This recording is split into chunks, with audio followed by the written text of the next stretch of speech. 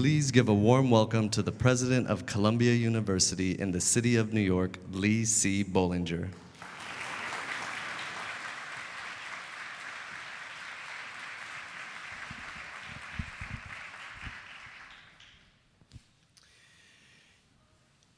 Good morning. Over and over again, year in and year out, the Dinkins Forum brings to our campus a guest speaker whose presence here reliably makes this one of the highlights of the academic year. Today is certainly no exception. And the reason this is so is no secret. It has everything to do with a person as beloved as any member of the Columbia community, the incomparable David Dinkins.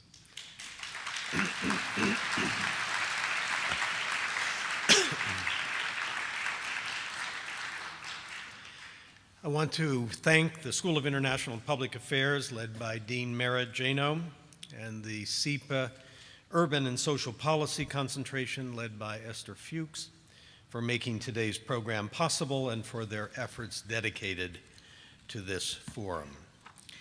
There are a number of people here I'd like to recognize, especially the Honorable Theodore Britton, former U.S. Ambassador to Barbados and Grenada, the Reverend Dr. Susan Johnson Cook, former United States Ambassador at Large for International Religious Freedom, the Honorable William Kuntz, United States District Judge for the Eastern District of New York, Zachary Carter, Corporation Counsel for the City of New York, and the many former elected and public officials in attendance this morning. Let me also recognize the Provost of the University, John Coatsworth, and our distinguished deans and faculty and senior administrators. Then our panelists for today, to thank them, former Mayor of Philadelphia, Michael Nutter, whom we are so happy to welcome as a new faculty member at SEPA, Columbia Law Professor Daniel Richman, Mark Peters, the Commissioner of the New York City Department of Investigation, and Nicholas Turner, President of the Vera Institute. I'm sure we can all agree that the values of the United States Department of Justice, that it's responsible for upholding equal justice, impartiality, due process, and basic fairness, respect for the rule of law. These are all values we feel to be fragile at the moment and therefore especially deserving of rigorous recognition and protection. Questions about systemic bias in law enforcement are at the forefront of our national conversation, provoked by deeply troubling events that occur far too frequently and in every part of the country. It is an essential topic, but by no means the only urgent matter confronting the Justice Department. The segregation of our K-12 school system is also a matter of great moment, as great, I would say, as at any time since the historic decision in Brown versus Board of Education in 1954. With this in mind, I want to say that while the opportunity to host the Attorney General of the United States is always an honor, having this Attorney General address us at this point in time is indeed a special privilege. Before President Obama appointed Loretta Lynch to be the 83rd Attorney General of the United States, who was confirmed in due course, she was widely recognized as ideally suited for this critically important post by virtue of her leadership of the U.S. Attorney's Office in Brooklyn over two significant periods of time. The high-stakes prosecutions she managed as U.S. Attorney included cases involving government corruption, money laundering by financial institutions, and perhaps most famously, police brutality. We are glad to welcome her back home today in New York City, even if she is the first Attorney General in some time not to be a Columbia alumnus. As Attorney General, she has energetically carried forward the difficult but essential work of returning our criminal justice system begun by her predecessor, Eric Holder, and issue Attorney General Lynch will address in a few moments. American society is in the process of coming to grips with policies that have produced intolerable levels of incarceration. The statistics are powerful. At present, more than 600,000 people are released from state and federal prisons annually. And each year, between 11 and 13 million individuals find themselves in city and county jails. The inevitable result, approximately 1 in 3 American adults have an arrest record, predominantly for minor offenses. A variety of different Columbia programs are addressing this issue, of course, in the law school, also in the Mailman School of Public Health, the Incarceration Prevention Initiative. The Center for Justice, in partnership with the School of Social Work, annually holds a Beyond Bars conference, and our Justice and Education Initiative has enlisted professors and students to educate incarcerated individuals and those recently released in classes held both in prison and on this campus. Many in our university are engaged. Now please welcome the Dean of the School of International and Public Affairs, the Professor of Professional Practice in International Economic Law and International Affairs, Merritt Jano. Thank you very much.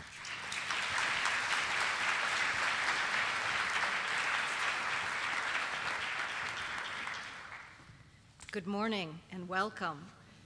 Thank you, President Bollinger, for your leadership of Columbia University, your wonderful support of SEPA, our students, and this important forum. The Dinkins Forum is a signature event of the School of International and Public Affairs. It's now in its 19th year, and it really embodies our commitment to the study of urban and social policy and our commitment to engaging leaders in a discussion of complex and pressing challenges facing society. And over the past 2 decades, this forum has attracted senior policymakers, academics, thought leaders from this community and nationally. And among those we have welcomed, last year we were honored to have Secretary Hillary Rodham Clinton, who gave her first major policy address as a presidential candidate at this forum. We have welcomed Mayor de Blasio, former NAACP President Benjamin Jealous, Senator Gillibrand, former New York City Mayor Michael Bloomberg, former Vice President Al Gore, and of course our own Lee Bollinger. And they and others have addressed serious policy questions such as criminal justice reform, gun control, voting rights, state and local budgeting, urban education, affirmative action, and much, much more. And while SEPA must and does engage the world on urban issues, we must always think deeply and work to improve conditions in the United States. And this forum is one way that we ensure our focused attention on issues of importance in the United States. So this year, we are just enormously pleased and honored to have the U.S. Attorney General Loretta Lynch contribute to this forum, and we thank her so much for joining us. She is someone who is very well known to our community and appreciated in this city for her tenure at the U.S. Attorney's Office for the Eastern District of New York, where she successfully led numerous high-profile prosecutions on narcotics, violent crime, public corruption, civil rights, and other areas. And since her swearing in as Attorney General in April of 2015, she has continued to confront equally significant challenges, and we're very much looking forward to hearing her views this morning on 21st century policing and criminal justice reform. And of course, the reason this forum is and will remain a leading venue for discussions around complex urban challenges is because of its namesake, Mayor David N. Dinkins. And since joining the SEPA faculty in 1994, Mayor Dinkins has been the center of gravity around understanding of difficult urban and social challenges on this campus, in this city, and indeed across the nation. And he has greatly advanced our awareness of such challenge, stimulated further research, and has always done so with his characteristic thoughtfulness, compassion, grace, and humor. And in addition to today's forum, I'm really very honored to note that SEPA and Columbia will be honoring Mayor Dinkins and his legacy in another very significant and lasting way. And today it is my honor to announce that the trustees of Columbia University have voted to appoint the Honorable Mayor A. Nutter, former two-term mayor of Philadelphia and a professor of practice at SEPA, as the inaugural holder of the David N. Dinkins Professorship in Urban and Public Affairs.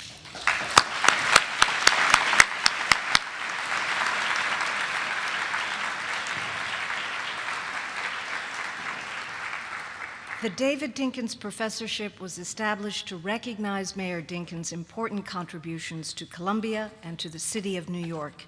And the holder of the professorship is required to embody both the vision and the values of Mayor Dinkins and have a distinguished record of public service, achievement, and influence. Mayor Nutter certainly fits this description, and I would like to ask him to stand for a moment so we can see you as we recognize you. Thank you.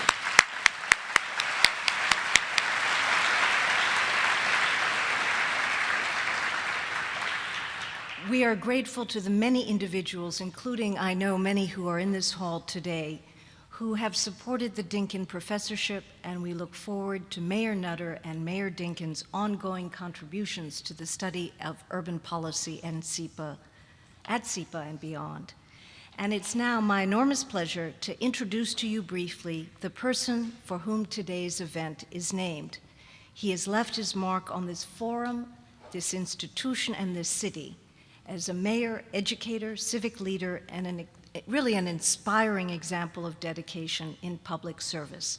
And he's been a professor of practice at SEPA since 1994.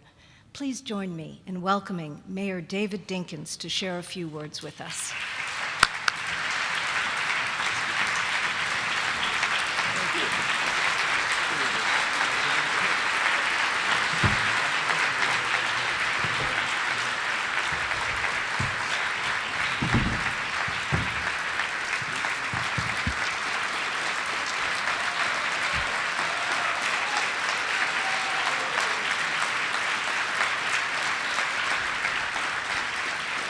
Thank you so much. Thank you so much. And thank you, Dean and President Bollinger, for your wonderful introductory remarks. It's always a pleasure to see our provost, John Coatsworth, who used to be my dean. It's always a pleasure. I must convey a special thanks to Dean Gillian Lester of the Columbia Law School for both quickly and graciously answering our call to co-sponsor this year's event. I thank this wonderful audience for joining us here today. And to my friends and former staff who've come out, a quick welcome and thank you goes your way as well. I'm happy that the president and the dean have already recognized the elected officials and trustees that are with us, because I want to take a moment to include another sort of thanks before we proceed. On February 18th, I went into the hospital for a period of time, followed by rehab that is ongoing. Really not sure if I'd be able to stand here and welcome all of you to our 19th annual event, but I was going to be here even if on a stretcher.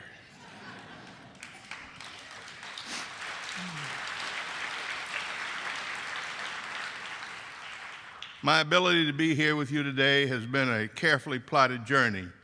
And in the process, folks, I'm going to brag about the fact that I've lost maybe 20, 25 pounds and counting. But I want to quickly thank the people who helped me get here. My bride, of course, and a wonderful family. They were tremendous.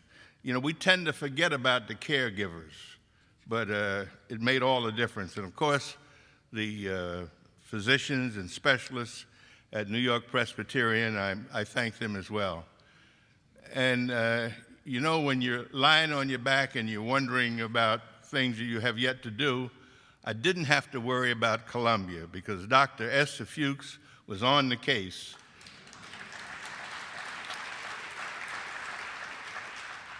And Dr. Vikash Reddy, tremendous. Kathy Hill, who works with me in the course, and Caitlin Tomasulo, who also assists in our course. They were tremendous. And Steve Cohen.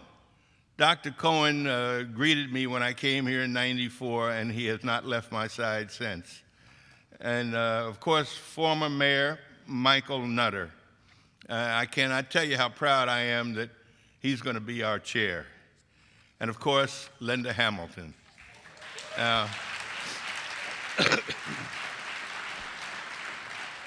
Most of you, if you don't know her, if you haven't seen her, you've certainly heard from her.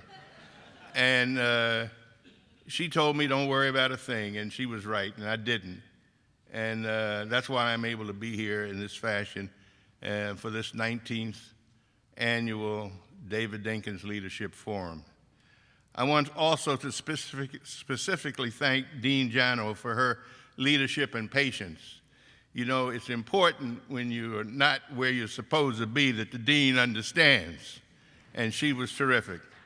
And lastly, I thank all of the students in my course this semester for their grace and understanding for an old professor who missed some time. While this period of time has proven to be challenging, we press on. We've put on 18 previous forums with a list of wonderful speakers over the years. Last year was, of course, quite special, since it was the second time that Hillary Clinton delivered the keynote address. She returned to us as a newly announced Democratic candidate in the 2016 presidential race. Her speech that day was actually the first of her campaign, and boy, did it resonate. That event was so successful that the very next day, Linda and I discussed the goals we had to achieve to build upon the quality of that event. You see, our only option was to successfully recruit Barack Obama's newly confirmed U.S. Attorney General, Loretta Lynch.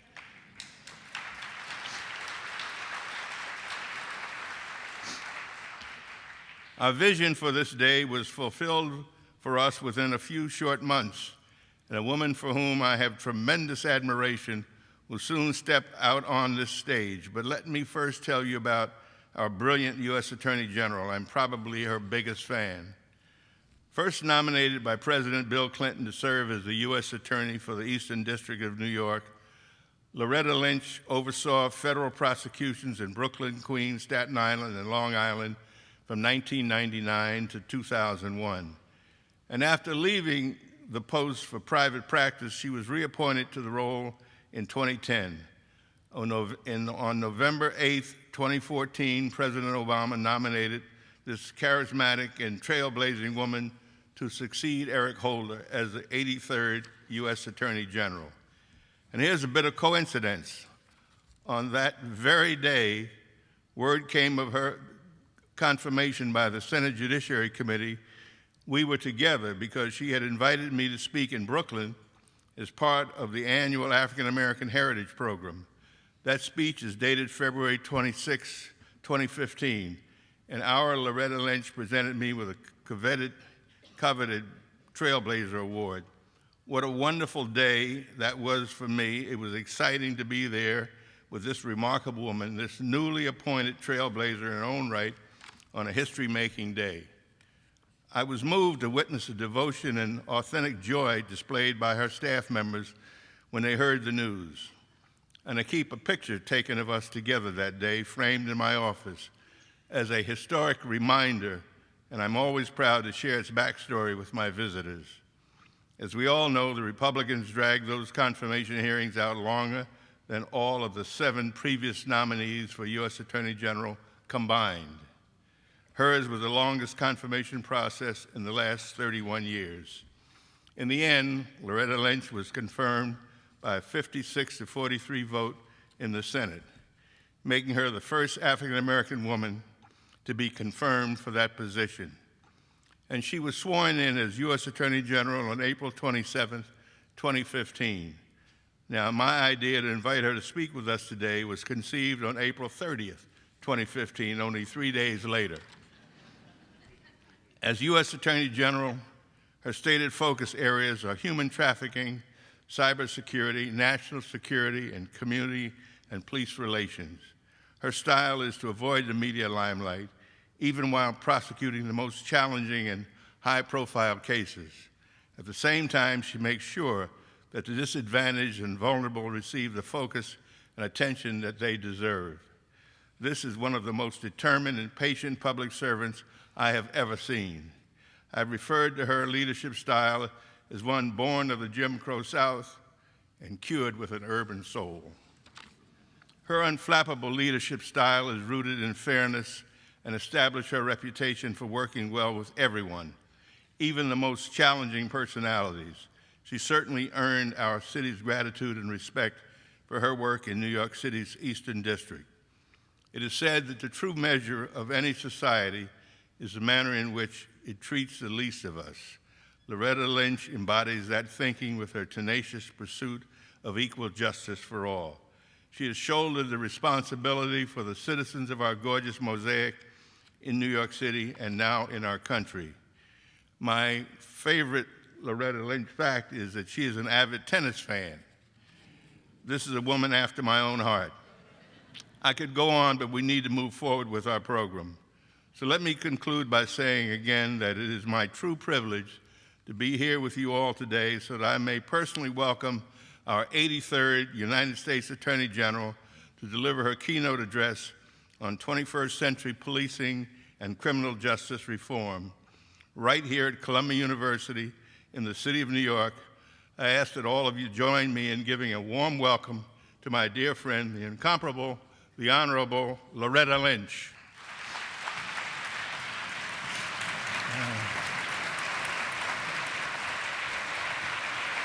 Go get him, Kylie. I think we're doing another picture. Yeah, why not? I think so.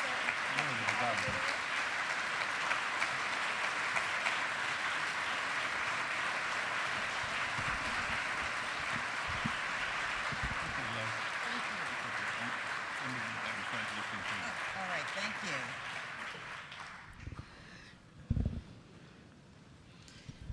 Best warm-up act I've ever had.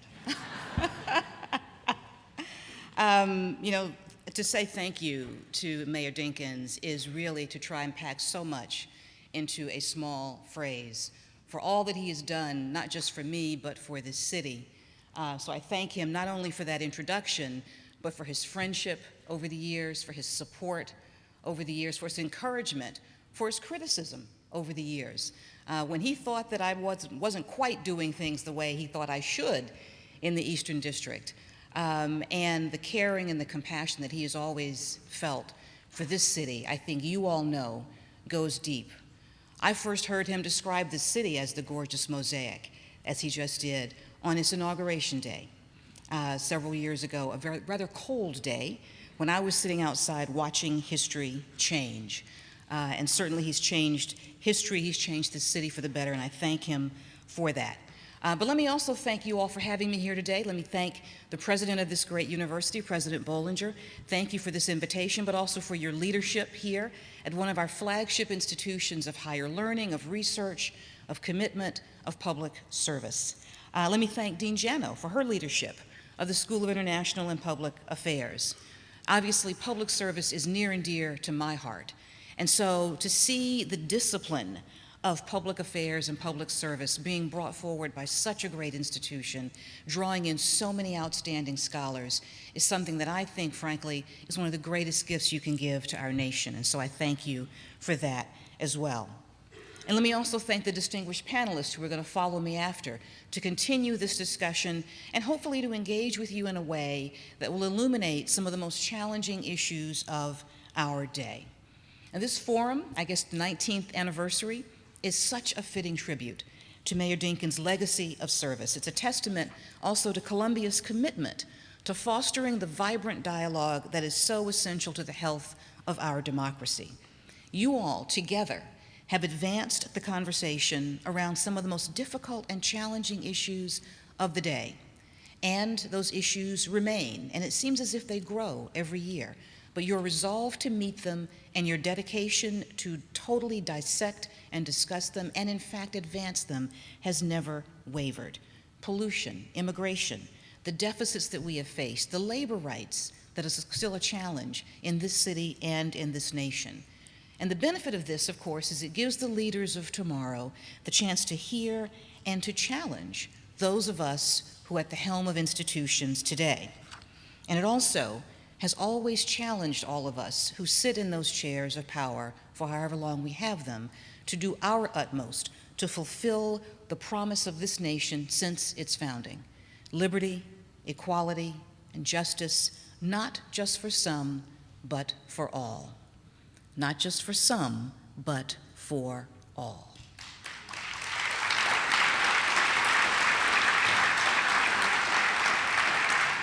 Now, public service has long been one of, frankly, the benefits of my life. And I'm tremendously proud and honored to serve in the Obama administration. But on the day that that administration began, on the day that President Obama took office, this nation faced a number of challenges, and they've been cataloged and discussed before. But the challenge that I have just mentioned, how do we ensure liberty, equality, and justice, not just for some, but for all? Those ideals were being severely tested by our own criminal justice system. Now, our criminal justice system at that time, I think it is fair to say, was in a state of crisis. Although the United States represents 5% of the world's population, I think you all know the statistics. We were incarcerating almost a quarter of those prisoners, if you count them around the world. Not the kind of international leadership to which we ascribe. And while the population of the United States had grown by about a third since 1980, the federal prison population, just federal alone, had expanded almost 800%. 800% over the same period. Thousands and thousands of people taken away from families, from communities, from the chance to contribute to the economy, to their lives, and to this great nation. We were spending more than $260 billion, yes, with a B, on corrections, on incarceration, and law enforcement every year. And police and prosecutors were forced to devote their time to low-level nonviolent drug offenses, leaving them less time and fewer resources to go after the most serious crimes. And I think, as we all know, these practices filled our prisons, but they also drained our assets, and they imposed human costs that would be difficult to measure, but the effects of which we see around us today, particularly in our communities of color. And over time, the true cost, the true damage that these practices did was that they contributed to an environment in which many struggling communities simply lost faith in our system of justice. They lost faith in our system of justice. And this loss of faith, this condition, this separation that afflicted and still does afflict so many of our communities across this great nation is simply not acceptable. Not in this administration, not in this time, not in America. It's not. It is a devastating consequence. Now, I'm tremendously proud to lead the Department of Justice. As I've said, the only cabinet agency named after an ideal for which we still strive. And it's vital that every American be able to share in that ideal. And the challenge of our generation, and really the challenge of every generation, is how do you make that ideal a reality for people who depend on it, for people who still, despite the separation they feel from government, despite the loss of faith they may have in the system, turn to us for help, turn to us for assistance, turn to us for answers. Well, I'm proud to say that since the earliest days of the Obama administration, the Department of Justice has been focused on exactly that. We have been looking for ways to reform the criminal justice system, to make it more efficient, more effective, and above all, more fair. Now, through the Smart on Crime initiative, launched by my predecessor and your friend, former Attorney General Eric Holder, also a proud alum of this institution, we have fundamentally reoriented the way that we approach criminal justice issues. We've diminished the use of harsh mandatory sentences for those low-level drug offenses. We are redirecting our focus towards violent criminals, the large-scale traffickers. We've identified diversion programs, such as drug treatment and community service initiatives, that can serve as effective alternatives to incarceration. Because every problem is not resolved by jail. Every individual is not changed by incarceration. And we've also invested in rehabilitation and reentry programs that seek to reduce the likelihood of recidivism. Now, I will tell you, and as I'm sure you all know, this approach initially faced skepticism. While we got great acclaim and applause from people who had studied this issue over the years, and in fact had been talking about the collateral consequences of the choices we made out of a great desire to improve public safety, but those collateral consequences were draining us, we did, of course, receive skepticism. And that skepticism came from some people who were also in our own law enforcement community and family. And that's part of the debate also. Was smart on crime going to equate to being soft on crime in some way? Were we going to stop holding people accountable for their behavior and making them face responsibility? But part of the promise, part of the experience that we have learned as we look at this issue is that we always have to be able to re-examine the precepts and the policies that we use to keep our communities safe. When we look back on the beginnings of these policies, and I was a young prosecutor in the 1990s doing narcotics cases, and I remember the level of violence and the level of fear and danger that accompanied a lot of that practice.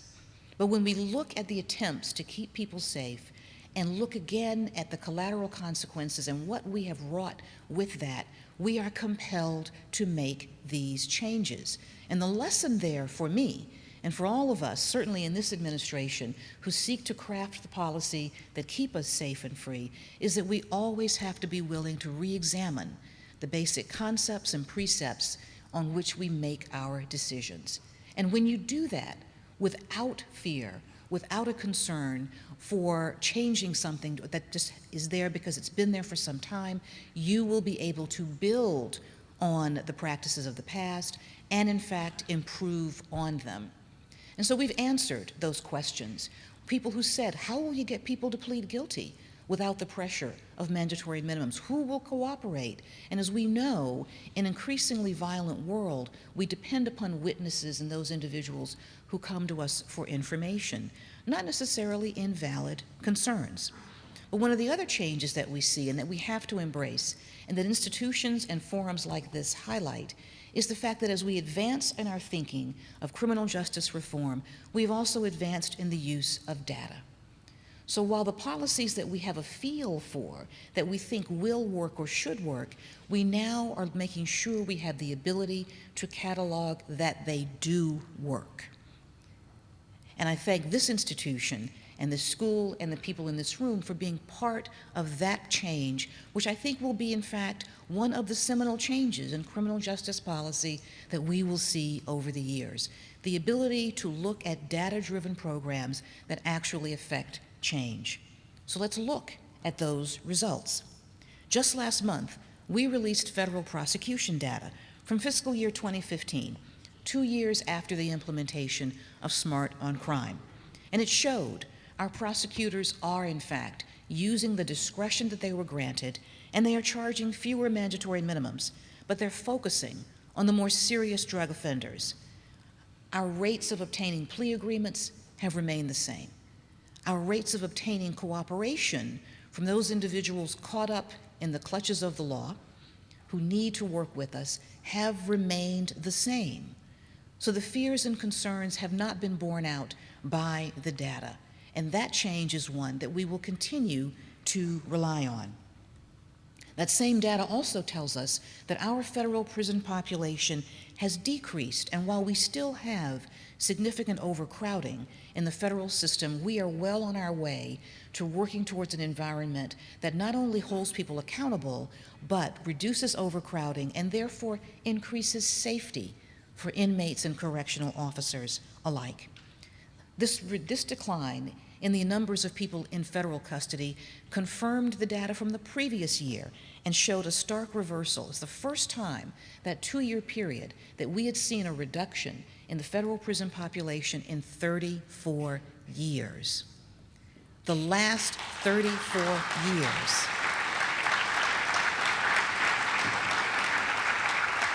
For almost 2 score years, it had gone up. We had been able to bring it down. without impacting public safety, without impacting the ability and the effectiveness of our prosecutors, and working to hold the most serious offenders accountable for the harm that they do bring to our communities. I'm quite proud of what we've accomplished under this program, but we cannot stop there. And we are not stopping there. I'm committed to driving this process further. And in an area that over the years has generated so much concern, so much controversy, and frankly, so much despair, what we see from this is that change can come. Change can come, and we can make it so. Now, of course, in this, we were not the only system facing these challenges and that have been struggling with ways to deal with them. And we have built on the work by many of our state and local colleagues in New York, in Texas, and in others. Many of you in this room remember the days and the debates over the effectiveness or lack thereof of New York State's Rockefeller drug laws, another system conceived out of a desire to deal with a public safety crisis, but that had the impact of over-incarcerating nonviolent, low-level drug offenders to a degree that even the writers could never have conceived of. And I was tremendously proud to still be in New York some 10 years ago when those laws were changed, and changed for the better. Now, over the past year, a tremendous accomplishment, and you are right to be proud of that. And it's part of the work that we are building on at the Department of Justice. Now, over the past year, and frankly over the whole term of this administration, we have also continued working to prevent contact with the criminal justice system in the first place. But we also have to work to ensure that when our fellow Americans leave our institutions of incarceration and return home to their families and their communities, that they have access to the support they need. And one of the ways in which we have done this is we had to realize that when we are looking at the overall criminal justice system, how do we make it more effective, more efficient, more fair? One of the first data points we have to realize, and one of the first facts that we have to assimilate, is that when we look at individuals who are incarcerated or who have a brush with the criminal justice system, that is never the first problem that they have. No one starts at that point. I am very much aware that the criminal justice system is often the ending point on a pathway filled with lack of opportunity, with educational crisis, with family issues, with concerns about employment and jobs and safety and safe, not just air, but as we've seen, safe drinking water that place our children and our citizens, our friends and neighbors on a collision course with a system that has not always looked at them in that whole manner. And we have to look at that also. And because the issues that involved in making our system more effective and more efficient and more fair come from so many other factors, we're also forging partnerships across the federal government with agencies like the Department of Education, who's doing so much work with us on helping our prison system bring educational opportunities inside of its doors. Because while we have the responsibility for the support and the bodies of those individuals, we also have the responsibility for their minds. We're forging partnerships with the Department of Health and Human Services and Housing and Urban Development to tackle the problems that obstruct opportunity and lead to crime in the first place.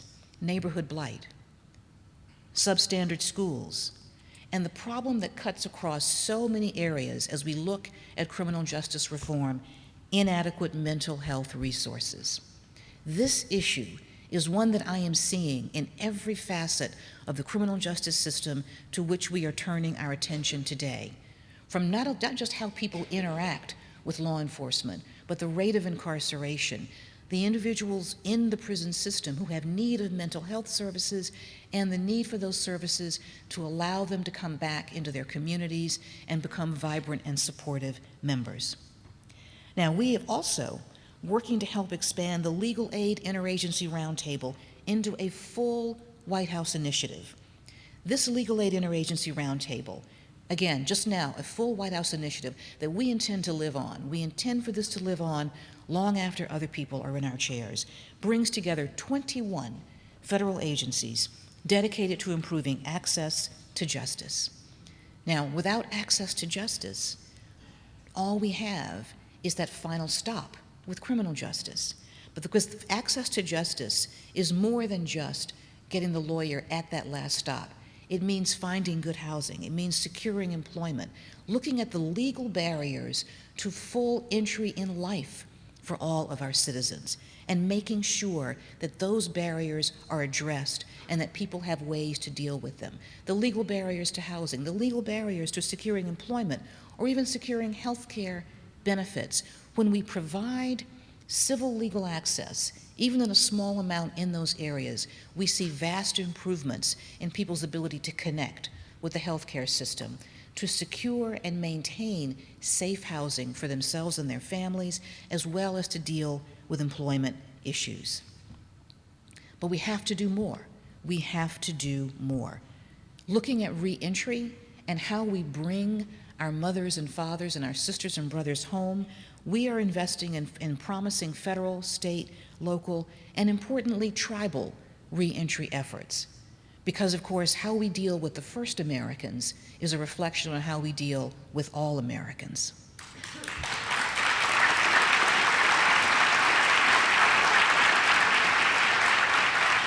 This investment includes a $68 million investment in Second Chance Act grants over the last fiscal year. We're also working with a range of federal agencies through the Federal Interagency Reentry Council, which I am tremendously proud to chair. It brings together a number of the cabinet agencies that I've just mentioned, and through that, through hardworking people committed to this effort, we identify the barriers to successfully coming home for our formerly incarcerated family members. Literally as simple as having an identification card, as simple as having transportation, a bus pass or a metro pass, finding the chance to get a driver's license that is long expired, to the larger issues of housing and employment. And of course, we're working with the Department of Education to expand Pell Grant eligibility within our incarceratory systems, both federal and state.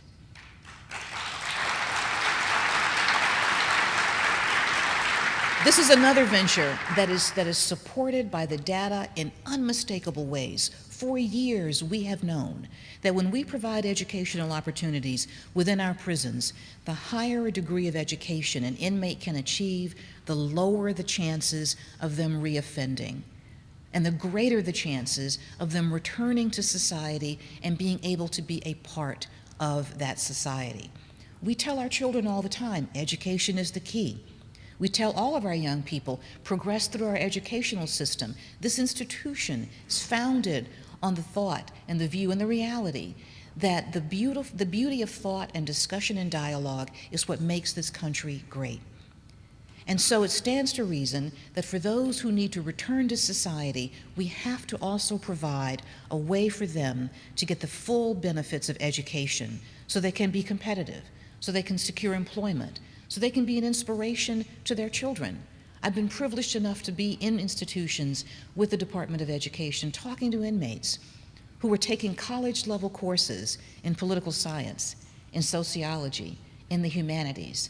And when I talk to them about the importance of these courses, it goes so much further than just their own individual sense of achievement. And to a man and a woman, they all say to me, and now when I talk to my children, I am an example for them. I am their role model. People do not leave their families behind when they go into a federal prison institution. They don't leave the connections, and they don't leave the influence they have on other family members behind. And by giving them the tools to continue to be strong leaders and role models, to in fact show people, to show children, to show all of us that all of us are more than the worst thing that we have ever done. That someone can make a mistake, be held accountable, accept responsibility, and grow from that is one of the biggest gifts we can give any of our citizens. And we at the Department of Justice are committed to doing that.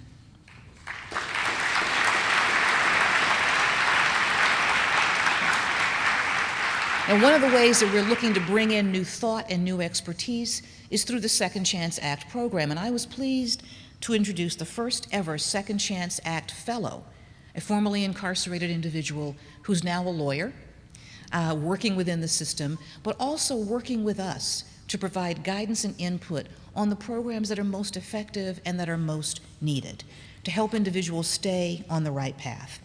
And later this month, in fact, the last week of April, the Department of Justice is joining stakeholders across this country for a National Reentry Week. I have asked each one of my U.S. attorneys to host a reentry event focusing on how we help individuals safely and securely and come back home to their communities. I've asked every Bureau of Prisons facility to host reentry events across the country. And we are achieving not just those events, but a connectivity and a contribution from the entire administration that is truly, truly heartwarming. And we're going to highlight those programs and ways in which people come together and support our returning individuals, from job fairs to family day to father-daughter dances to mock interview programs, all the ways in which we can provide the support so that our brothers, our sisters, our fathers, our mothers, so that when our fellow Americans leave these institutions, they can truly, truly find their way home.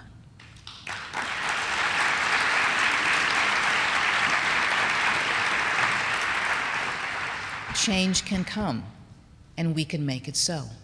It can, and we can make it so.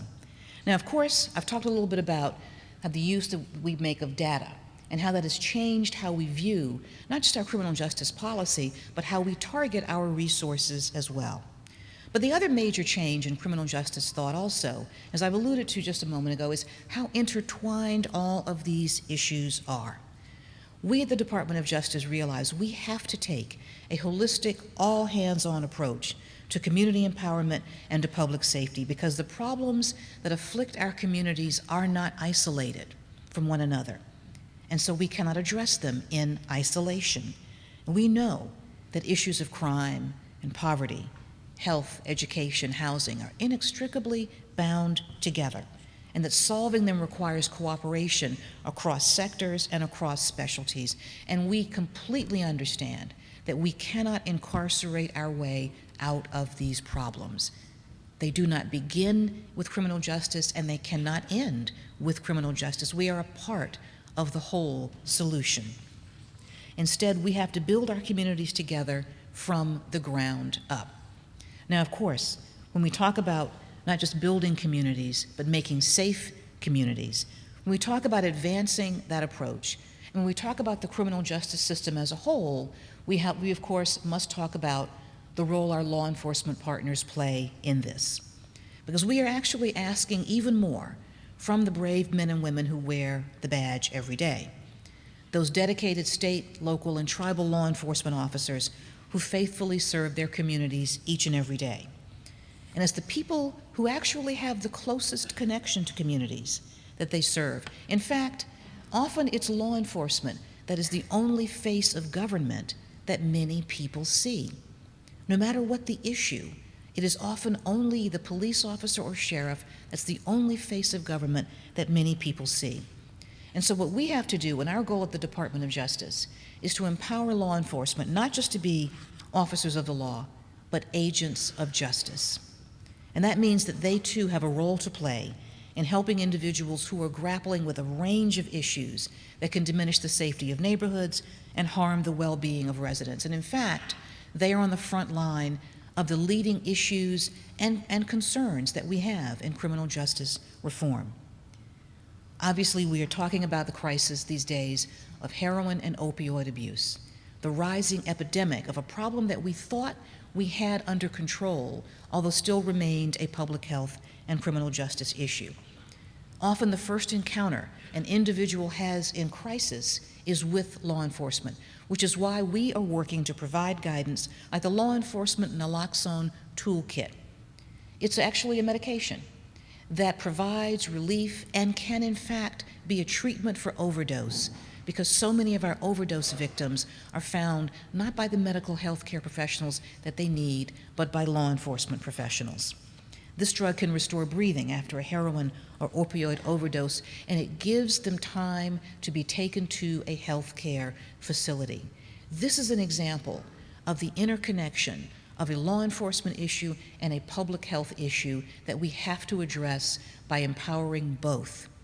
Not just supporting law enforcement with these resources, but making sure that our public health officials also have the resources they need to treat the levels of addiction and harm that we are seeing. But law enforcement is also increasingly on the front lines of what I do view as one of the next leading crises within criminal justice reform, and of course, that is the issue of mental health care. Individuals who are suffering with mental health problems, who also have significant public health care needs, are often reach their first level of interaction at point of crisis with law enforcement. In fact, some of our largest mental health care facilities nowadays are our jails. And that's what I've come to realize as we look at how to improve our prison system. And when I talk to the wardens, when I talk to the sheriffs, when I talk to the cop on the beat, and they have a lot of complaints, but I will tell you, the one that cuts across all is their request to me for resources to deal with individuals in mental health crisis and find ways to support them. And there's some innovative programs out there. I've talked to police departments that actually have dedicated mental health officers who are on every shift. And they're not trained to diagnose or treat, but they're trained to recognize the issues and intervene and divert the individual in crisis from a law enforcement response to a mental health response. We need resources to increase these programs. We need resources to increase the support when individuals reach the hospitals and the institutions, and to support those in law enforcement who are committed to, in fact, making sure those individuals are directed to the right place. That's our goal and that's our focus, and that is, frankly, going to be the next major criminal justice crisis on this issue if we don't adequately resource it now. It is a major, major concern of mine. And of course, law enforcement has a role to play in interacting with our young people, which is why our COPS office, the Community-Oriented Policing Office, helps officers who work in schools adapt collaborative and supportive relationships with students that ultimately support law enforcement. Now, these relationships are critical. As you've heard, one of my priorities is working on the relationship between law enforcement and the communities we serve. Because the ability to do one's job as a law enforcement officer safely and effectively depends upon a level of trust and cooperation and a working relationship that has to exist. Now, I think to say that this relationship is frayed, particularly in our communities of color, is to utter a profound understatement, but one which we have to recognize and we have to face squarely and deal with. Now, the benefits of a trusting relationship are also clear to us. When we have a positive relationship, witnesses come forward, victims are served, law enforcement can do their job. But without that, when tensions are frayed, when the trust isn't there, we have flashpoint incidents. We have the type of relationship and dynamic that we've seen in so many of our cities over the past year, and so many of the issues that I saw literally on my first day on the job, when a week after that I went to visit Baltimore.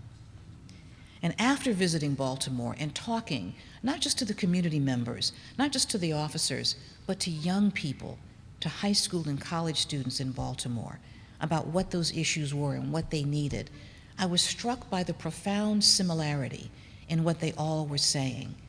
They all loved their city, they all loved their community, they all wanted to make it better. How do we get people who have that same goal to come up with solutions that empower everyone and bring them in? And with that, I decided to embark upon a community policing tour. And I've had the benefit of traveling this great country. I went to 6 cities in 2015, I'm going to 6 more this year. And I picked cities last year in particular that had had a challenged or challenging relationship between law enforcement and the community. Sometimes a minority community, sometimes African American, sometimes Hispanic, but a challenging relationship, a shooting, a lawsuit, a Department of Justice pattern or practice investigation, but communities that had been where Baltimore was, had been where Ferguson was, but had managed to come together and forge a working relationship to enhance communication, to ensure accountability of law enforcement to the community, to make sure that the community's needs were heard. Not a perfect relationship, because there's tension inherent in every relationship, but one in which, when problems arose, there were lines of communication and a means of discussion that avoided the pain and the violence that we saw in other cities, and that led to greater transparency of the issues and problems that did develop. And I was really tremendously struck by the encouraging work that was underway, all at the local level, people living in their communities together to form partnerships, to bolster trust, and to improve public safety. Now, of course, there's still challenges out there in this great country. I remember talking to one young man who was telling me about living in a very difficult neighborhood where he had concerns, literally walking home from school for his safety. But he was also afraid to call the police. None of our children should ever know that kind of loneliness. None of our children should ever feel that adrift. And so the challenge that we face now is continuing to work at that level to listen to those voices and provide the response that tells them they are not alone and that in fact they do have someone to call. I was able to see classrooms where police officers were literally teaching third-grade students how to read. Students from challenged neighborhoods, from difficult schools that were not at the high level of performance, but benefited from this interaction. And when I asked how many students in the class wanted to be police officers, everyone raised their hand. That's a change. Change can happen. We can make it so. We can answer those young people who feel alone. We can answer those young people who feel they don't have anyone to turn to. But it takes a commitment. It takes an evaluation of everyone's responsibility for this issue and in this issue. And this year, in 2016, as I travel this great country of ours, I'm focusing on cities that exemplify all of the pillars, really, of the President's Task Force on 21st Century Policing. The change and the initiatives that we are working on to build community trust, to create better data, again, so that we can track interactions and help improve all of our safety. To use the media, social media, and particularly in a way that improves communication, to focus on officer safety and wellness as well. And I'm looking forward to continuing the tour and seeing the great work that is done there. Because when I have traveled this great country of ours, and I've visited communities that have been in distress, that have been in extremis, but have said together, we will come back, I have been so heartened to see the level of resolve in those communities, the partnerships, the hard work that are making them a reality. I've seen people work to bring all of these aspirations that we're talking about to life. And the programs are wonderful. Young people in a gang resistance program that also are involved in donating food for the homeless. Police officers taking time to read to school children, as I've mentioned, making the connections, humanizing both sides in interactions in which often all that is seen is a uniform, be it baggy pants or dress blues. To inmates who are supporting each other through rehabilitation and job training programs. I've seen the fruits of that. Change can happen. We can make it so. And what this police tour has brought home to me is the importance of the fact that the work that we are doing together to reform our criminal justice system and to advance policing practices has to stay current. It has to reflect the needs and the concerns of the real people who are affected by it every day. The key in every interaction I have seen is that when people finish talking at each other, they sit down and talk to each other.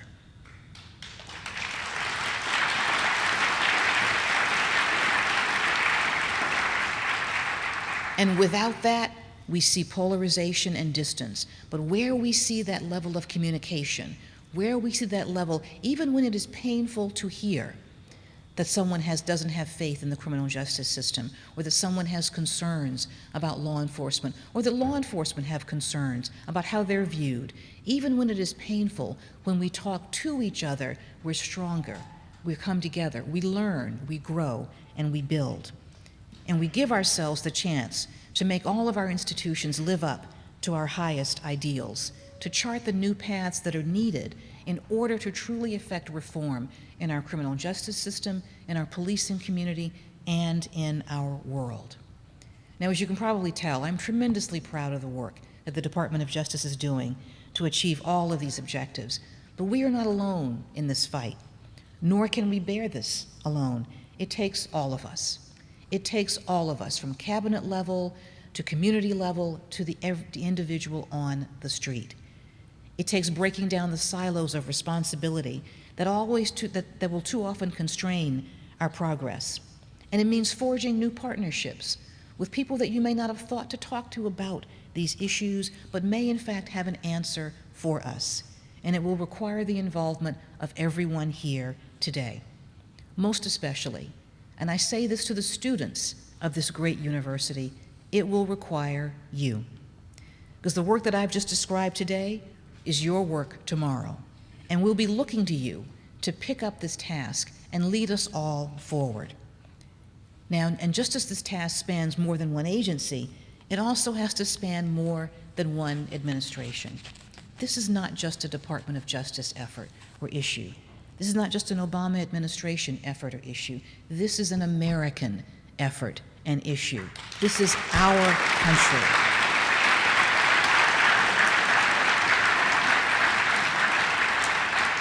Now, obviously, all these challenges didn't come about overnight, and they won't be fixed tomorrow, but we have made tremendous, tremendous progress. Change can happen, and we can make it so. And when I'm together in a room full of people with the dedication, with the commitment, with the passion that I know that you all bring to this work, I'm optimistic about what we can achieve. I am confident about the future, and I know that we can do great things together. So I want to thank you for letting me open up this great forum and spend just a few minutes with you this morning and honor my dear friend, David Dinkins. I want to thank you for your commitment.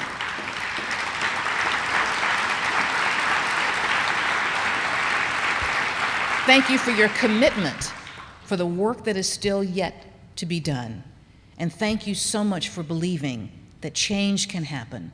And thank you for always working to make it so. Thank you so very much.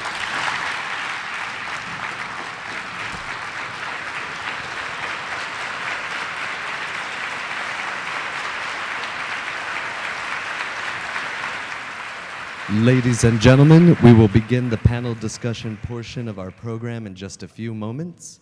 Feel free to move forward and enjoy any available seat closer to the stage for the second half. Thank you.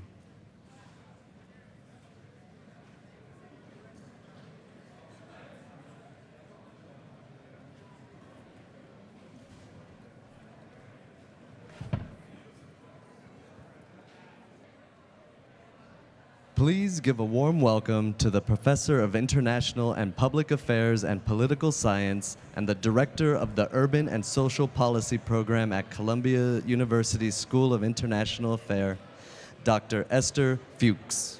Okay. Thank you, everyone. Could you please find your seats? And we would appreciate if those of you in the back could move up. That would be, there's a lot of seats in the front. That would be greatly appreciated if you could move up. Thank you. Welcome back to the 19th Annual Dinkins Forum. I just want to say one thing personally. We are so grateful that Mayor Dinkins could be with us this morning for his continuing leadership of the forum. Thank you, Mayor Dinkins. We are inspired by your wisdom and compassion every day. And how lucky we are to have you as part of our Columbia community. I also want to thank Linda Hamilton, Kevin Gully, and the staff of the President's Office and all the SEPA student volunteers who work so hard to ensure the success of this forum. Now, we've all heard from Attorney General Lynch. We've heard her eloquent remarks. And I think we can safely say that with her leadership, we do have reason to be optimistic. Now, as most of us in this room know, the problems in our criminal justice system require us to change legal and regulatory structures of the police departments and the correction systems. They also require us to focus on fundamental relationships in our society, as the Attorney General stated, and fundamental relationships and policies in our government that have resulted in the disproportionate incarceration, especially of African American youth. And I won't go through the statistics that the Attorney General told us about. It's pretty devastating to know that we are the country in the developed world who incarcerate proportionately the most people. So we have to understand why so many of our elected officials have chosen not to fund programs or to make these policies a political priority. We have to understand what role political corruption plays in obstructing change, whether it's among our elected officials, in our police departments, in our correction departments, or in our schools. And this morning's panelists will help us understand the challenges of reforming our criminal justice system, why it is so critical that we change what is happening now, not wait, but change what is happening now. Some of our panelists have been working in neighborhoods and in city government, changing laws or implementing new policies and programs. Others are doing research to find out what actually works, and that's a novel thing, isn't it? Research on what actually works. We've got some of that here today. And they've piloted promising innovations. They are all uniquely qualified to both explain the challenges and also help us understand the opportunities for reforming our criminal justice system and ensuring that our cities and communities are safe and secure while treating all of us fairly and protecting our civil rights. These are not mutually exclusive goals. We can do it all together. So it's my privilege to introduce our panelists, and I'll provide brief introductions for all the panelists. There's more extensive ones in the programs that you've received. First, I'd like to introduce Michael Nutter, who is the inaugural David N. Dinkins Professor of Urban Policy right here at Columbia at SEPA. Welcome, Mayor Nutter. After serving almost 15 years in Philadelphia City Council, Mayor Nutter was elected to the mayoralty in his hometown of Philadelphia, where he served for 2 terms. And I'd like to say something I hope is a little bit interesting about the mayor, who, by the way, you can see on CNN now as a commentator.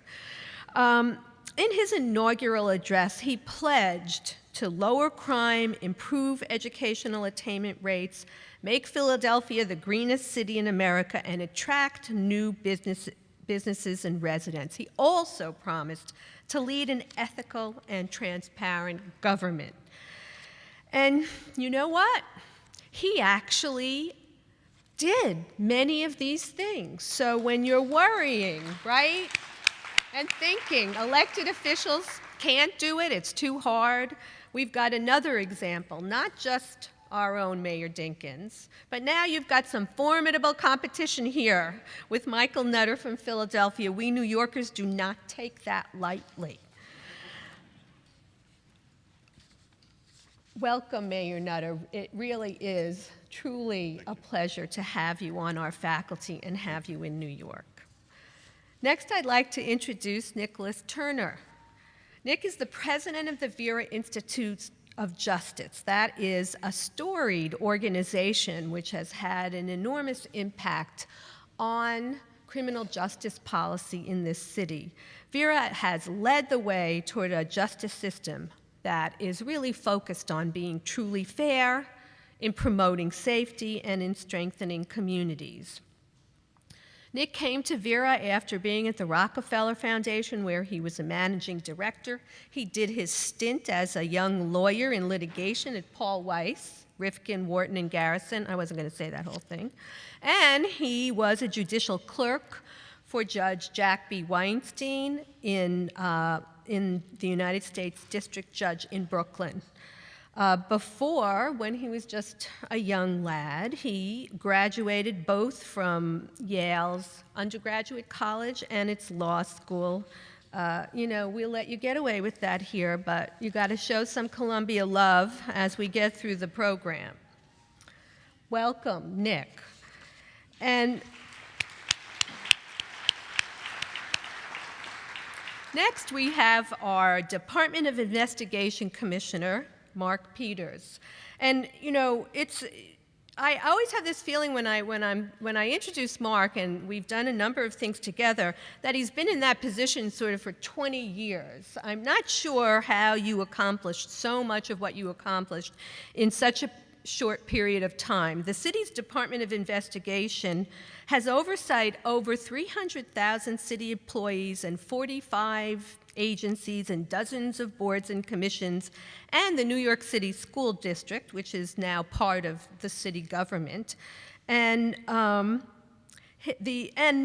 what he has done is actually added to his portfolio other inspector generals from other agencies that work in the city, like the Housing Authority and the Health and Hospitals Corporation. It's an extremely important innovation. He's been involved in some of the most high-profile corruption cases, and he has a sort of unique perspective on understanding why corruption happened, but also not just in rooting it out, but really trying to fix it before it happens. And I think you've been enormously successful in moving this agency into a very positive role in the city. I know you have your law degree from Michigan, because our president used to be the dean of that law school. But you do live in Brooklyn now and are part of the folks who govern this city, who come from Brooklyn, and those of us who still live in Manhattan and grew up in Queens wonder what makes Brooklyn so great today. So maybe you'll share that with us in some of your comments. And finally, Dan Richman is a professor of law here at Columbia and a member of the advisory board of the Center for the Advancement of Public Integrity here at the law school.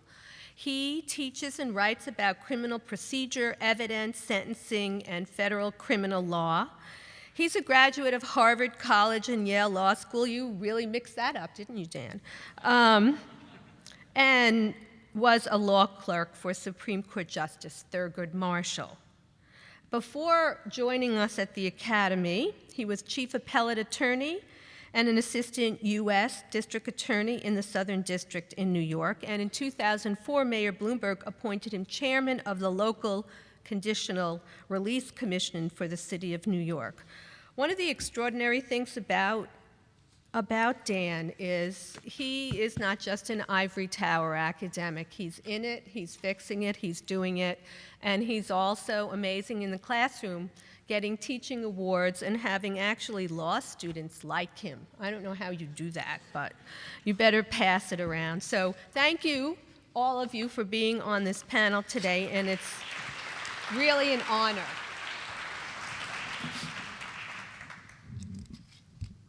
So we are going to proceed in what I hope will be a way that allows us sufficient time for questions from the audience.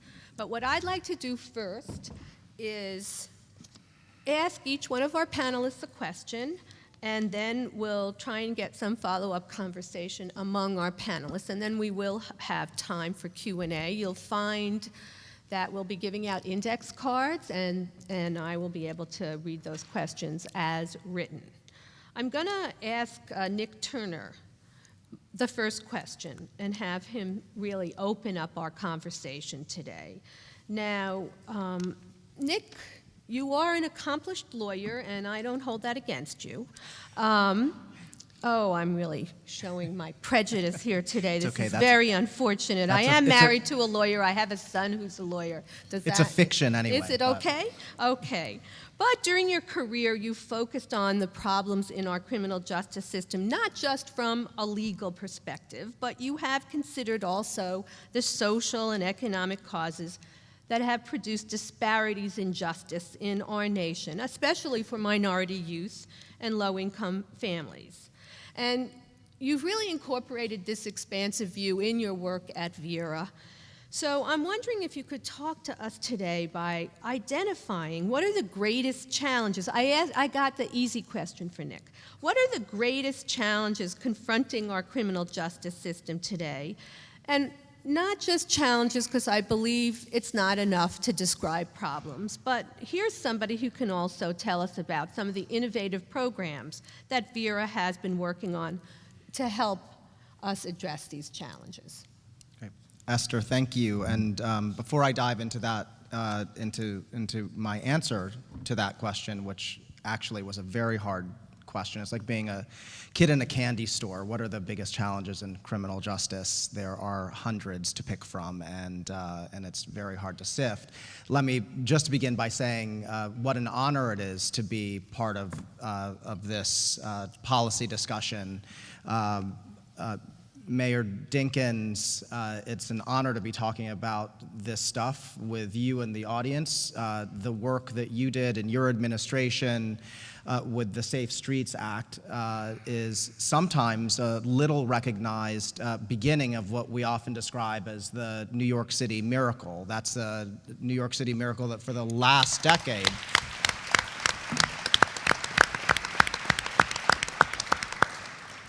New York City, like no other city in the country, has seen dramatic reductions of crime and dramatic reductions of incarceration, and that blueprint was initiated by you. So it's an honor to be able to speak about this stuff with you here. It's similarly an honor to be able to talk about this, given that it was a year ago that Hillary Rodham Clinton kicked off her campaign with a speech that called for ending the era of mass incarceration. Maybe a year in hindsight, that seems quite unremarkable given how much public officials are now talking about this issue, but what a stunning way to begin a presidential campaign, and what an aberration that was after 4 decades of a loving embrace of tough on crime, fact-free rhetoric that we typically got from our elected officials. And finally, it's a real honor to be able to speak here, not just with this great panel, but also after Loretta Lynch, who is a remarkable figure, as you all just experienced. So let me begin by saying a few quick things. One is I am not an illustrious lawyer. I was actually just joking with a new friend in the audience that 5 months at Paul Weiss barely makes one an illustrious lawyer, and I always feel embarrassed when someone describes me as such, and if my wife were to hear that, she would be on the floor with laughter. I said accomplished. Oh, okay. Well, accomplished doesn't work either. But I want to talk a little bit about how I started working on criminal justice matters. And the best way that I can describe it is that I started working on them from the outside in. I did not come to criminal justice being concerned with the number of counts in an indictment, or patrol numbers, or caseloads of probation officers, or the security designations of people in prison. I came to it really as a social worker of sorts in Washington, D.C. Big up to social workers, apparently. And Washington, D.C. is my hometown, and for 4 years in between the time I spent at the college in New Haven, whose name shall not be mentioned, and the law school, whose name shall not be mentioned, I worked with young people in then that very segregated city at a time of remarkable violence and concern about the life of urban America. But I saw those kids, and my introduction to them was as young people in families, young people in neighborhoods, young people in school, young people with parents who were living a life in which sometimes they came into contact with the criminal justice system. But that wasn't the lens through which I looked at them, or through which my colleagues looked at them. It was part of a broader mosaic. I finished up my time in D.C. right around the 1992 presidential campaign, and so Ross Perot was on stage much of that time, and he would often talk about, I can't remember what it was he was talking about, he would talk about the giant sucking sound that we hear. But for me, the giant sucking sound that I observed was the sucking sound of the criminal justice system bringing more and more of these young people into its grips. And so that's my entry to it, and I have to begin by saying that because it informs what I would describe as the two fundamental challenges that are confronting us. The first is a challenge of values, and maybe it's surprising for you to hear me say that. I'm the head of a nonprofit organization that seeks to reform the justice system by leveraging data and encouraging innovation and encouraging public leaders to use data and facts to change their policies and to make the system fairer. So we're a research institution, we are entrepreneurial, we take risks, but I want to talk a little bit about values because I think that the absence of core values undermining underscoring and supporting the justice system that we have is a huge part of our problem. And I'll put it in very simple terms. I think that we have very little appreciation for what I'll call human dignity.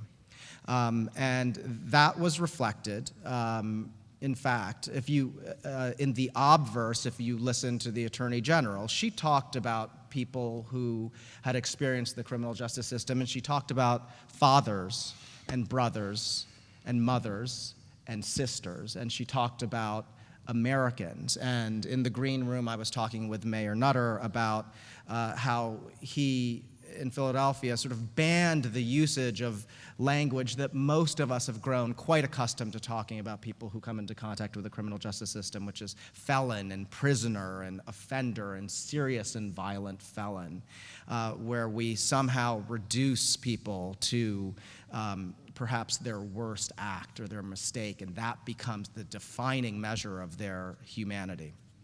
And that is a manifestation of values.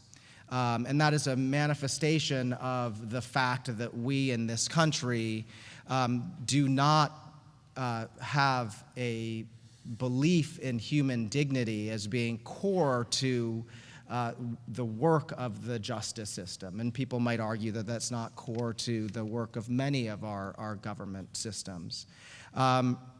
And that's a big amorphous problem. So you might say, well, how do you tackle that? How does a place like Vera actually tackle an issue like that?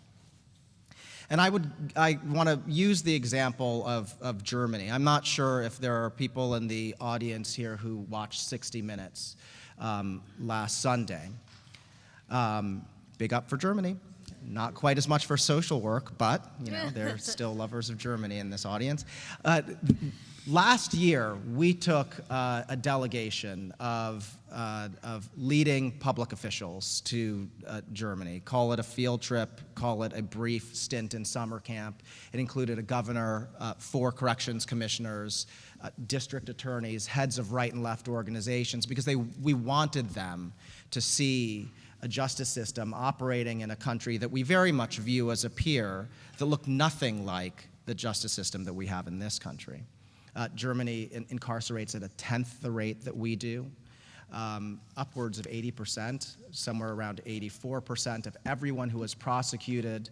The sanction that is applied is something called a day fine, which means that they are fined, but that fine is based on their ability to pay, so it isn't overwhelming for them.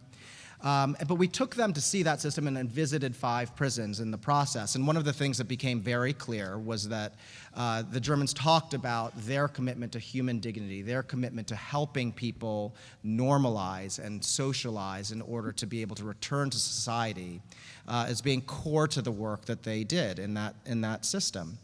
And 60 Minutes covered that story, so they ran that segment on Sunday. And there was a moment where Bill Whitaker, the anchor, said to one of the German wardens, talking about someone who had committed murder, he said, well, why should this person have all of these privileges or have privileges upon release when he's such a monster? And his German interviewee said, well, he's not a monster. He's a human being who committed a monstrous act. And that's very important for us to remember. And so I think that relates to values. Big challenge, we have to figure out how to address that. And part of what we are doing at Vera is trying to drive a broader conversation about human dignity as being core to criminal justice, but helping leaders to see that in operation in a different place. The second challenge that I want to talk about relates to the subject matter of this panel, which is integrity. I'm a person of integrity, I believe. I also know that it is helpful to be a person of integrity if I know people are watching.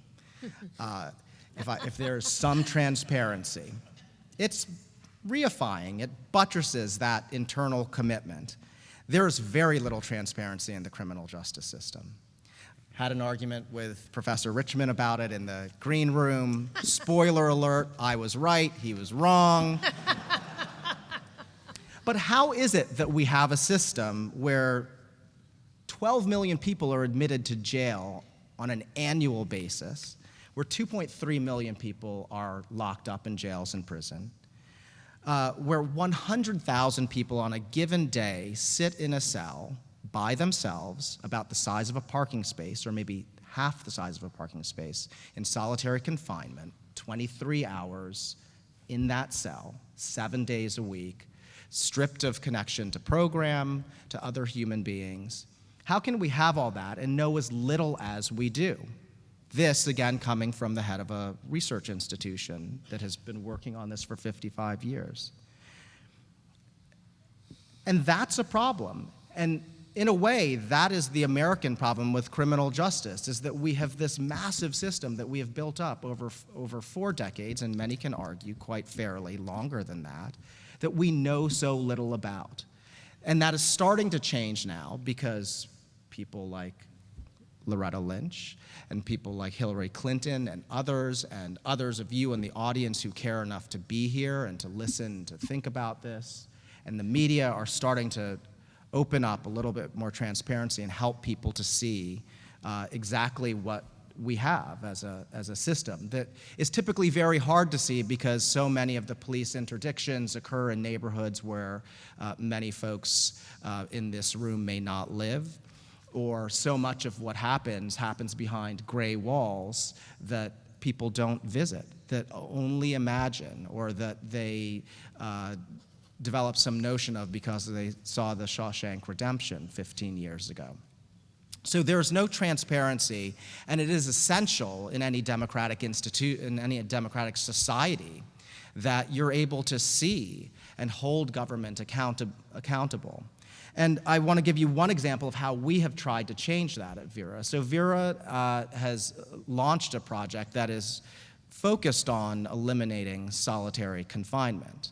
And we did it in a remarkable way that I think signals why these issues, why there is optimism for change. We held a competition. We put out an RFP and we said any state that wants to apply and figure out how to reduce solitary confinement can apply, and we'll work with them for 9 months.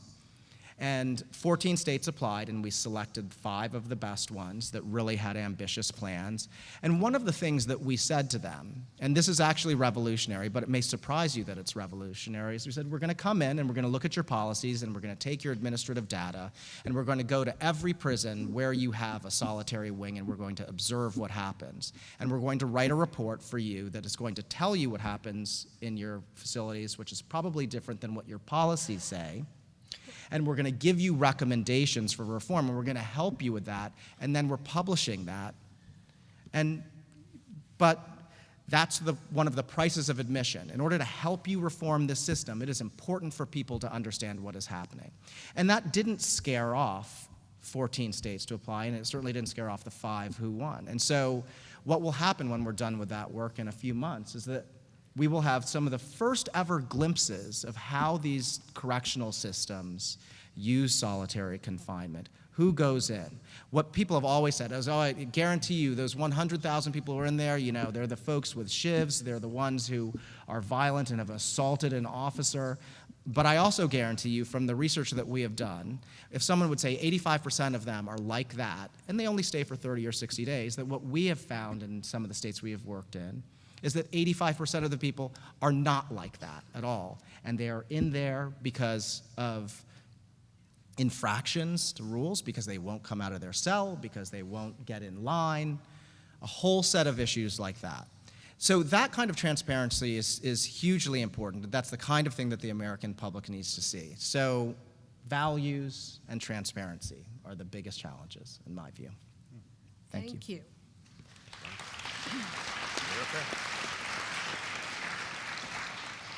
So I have another question, similar in vein, but I know the focus will be somewhat different for Mayor Nutter. And Mayor Nutter had an extraordinary, as I said, run as mayor of Philadelphia, and he engaged many, many serious problems, including a fiscal crisis when he entered office, and he actually won a second term after that, which is highly unusual if you don't know urban history. I think he is the only mayor who won a second term after coming into that kind of fiscal mess. And when it comes to criminal justice reform, I think the nation has a lot to learn from Mayor Nutter's work in Philadelphia. So I'm hoping this morning you could also answer this broad and difficult question by identifying, though, what you consider to be the greatest challenges confronting our cities today with regard to criminal justice reform in the criminal justice system. There are clearly problems that are endemic to the cities that we need to focus on separately. And could you tell us about some of your innovative policies and programs that you've implemented? I think it's important, again, not only to identify problems, but to really think about how we fix these things. That's a characteristic of everybody on this panel. They all are engaged in solutions, not just descriptions of problems. So Mayor Nutter, could you tell us about Philadelphia? I'm not asking you to tell us about New York yet. Dr. Fuchs, thank you very, very much, and good morning, everyone. I first need to thank Dr. Fuchs and her leadership, and certainly Dean Janow, President Bollinger, and Provost Coatsworth, but most importantly is, again, the Dean of the Mayors, Mayor David Dinkins. Please recognize him one more time.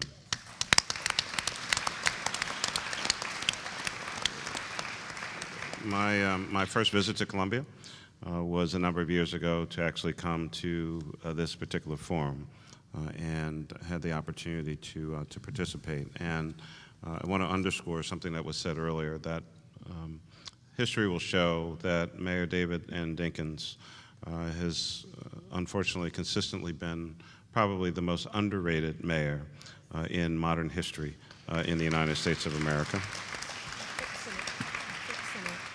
But at the same time has been such an inspiration to so many of us. And when you look at the history of politics in the United States of America, and especially big cities, you will recall the names of Mayor W. Wilson Goode in Philadelphia in the 80s. You'll recall Tom Bradley in Los Angeles. You'll recall Harold Washington in Chicago. You'll recall Lee Brown in Houston. These mayors were trailblazers not only in their time, but have continued the work. And it's not only what you do when you're in office, but the fact that we're now at the 19th annual David N. Dinkins Forum says so much about the mayor.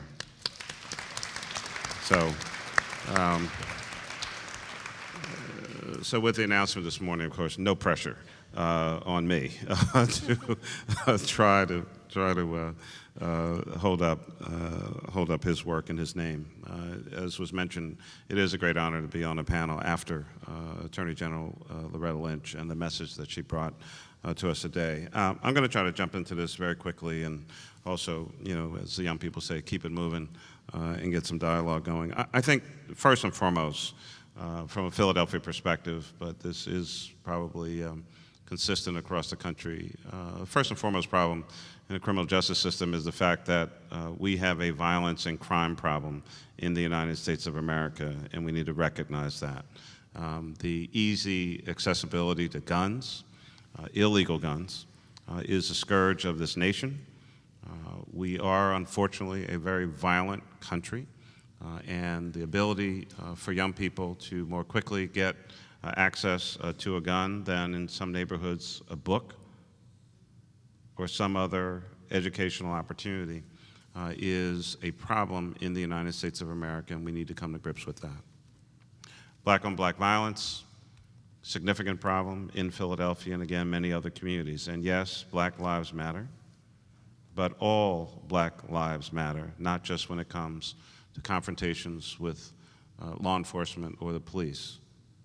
Unfortunately, every day, all across this country, African Americans kill other African Americans, Latinos kill other Latinos, and crime is primarily an intra-racial experience in America. When I came into office, we did an analysis of who was in jail, because we knew, and I've known for a long period of time, that every person who commits a crime does not necessarily need to be in jail. They need to pay their debt to society, but they don't necessarily have to be in prison. We found that many of our inmates, and now we refer to them as returning citizens because most of the people in our jails eventually are going to come home.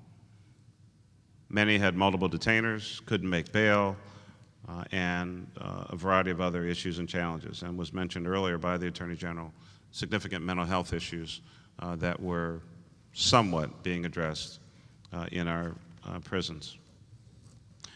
When I left office, there were 2,000 fewer people incarcerated in the city of Philadelphia, not because we just opened the doors and said, hey, whoever can get out in the next 10 minutes, you can go. But we figured out that nonviolent drug offenders and other people who had committed nonviolent crimes did not necessarily need to be incarcerated at $105 a day. And for those who had bail issues, I said somewhat half-jokingly to my chief of staff, the fact that someone is in prison because they can't make $100 or $200 bail, we should just pay their bail ourselves and get them going and move on with their challenges. No, we didn't do that either. But we did get the courts to cooperate with us and took all those cases where people had multiple detainers with multiple judges and narrowed that down to a group of judges who would just incorporate all of those detainers and all of those cases and make a decision. And that's why, it's one of the reasons why so many people were able to get out of the criminal justice system in Philadelphia. Secondly, and the researchers up here on this panel are much more versed in this than I am, but I think we all know that one of the number one indicators for whether or not someone is going back to prison is how quickly they get a job after they're released. And so we've made it much easier in Philadelphia, not only by our first round of Ban the Box, but in the closing months of my time in office, we had a second round on Ban the Box, and now in Philadelphia, you cannot ask for, in the private sector, you cannot ask for a background check for an individual until after the employer has made a conditional offer of employment. After a conditional offer of employment. And in city government, by executive order that I signed in my last month, unless you are applying for what we deem a sensitive position, and that's categorized by Human Resources Office, unless you're applying for a job that is considered a sensitive position, access to money, access to documents, access to computer system or something like that. To get a job in the city of Philadelphia now, there is no background check other than for positions that are called sensitive positions.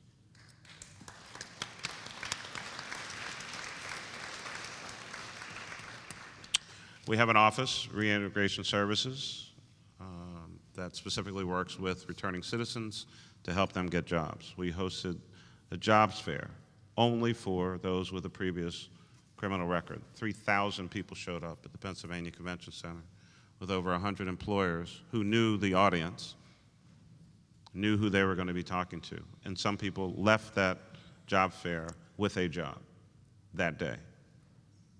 And many of our employers have told us that people with a previous criminal record have been some of the best hires that they've ever made. Folks do understand sometimes that they're getting a second or third chance, and they don't have any room for error. So there are many, many things that we can work on that can happen at the city level, and I'm hopeful that some of the things that we've done and many other cities are doing would bubble up to the state and ultimately the federal level. If we want to stop crime in our cities and in our country, people need opportunity. They need to work. They need to be able to take care of themselves, as again the Attorney General said, getting their ID. They need to get their lives back. A lot of folks don't want to be out on these streets. But think about this, and I'll end with this. If you've never really worked, lack of employment, possibly didn't graduate from high school, previous criminal record, bad group that you hang out with, you spend some quality time with us, 6 months, 11 months, whatever the time is, and then you're released with no ID, no job, no skills, no economic opportunity, in the same bad neighborhood that you came from. Why would we think anything different would happen in that scenario? We have to break the cycle of recidivism. We have to break the cycle that people are experiencing in their lives. And we'll have safer cities and a safer United States of America. Thanks a lot.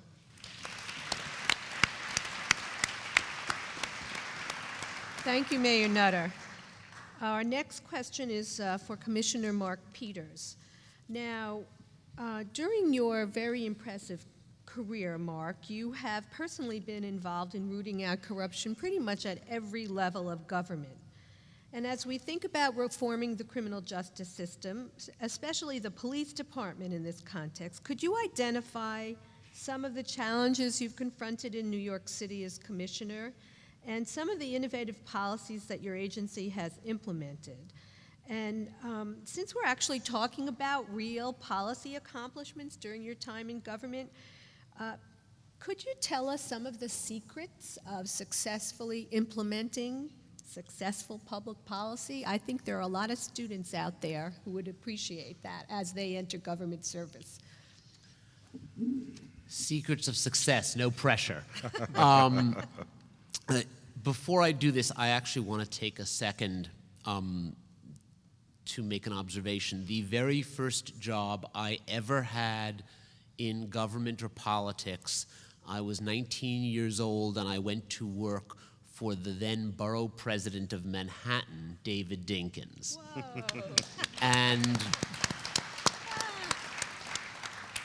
And much of what I learned about the importance of what those of us in government do, and much of what I learned about the potential that government has to improve the lives of all the citizens of this city or any city, I learned in those first years working for David Dinkins.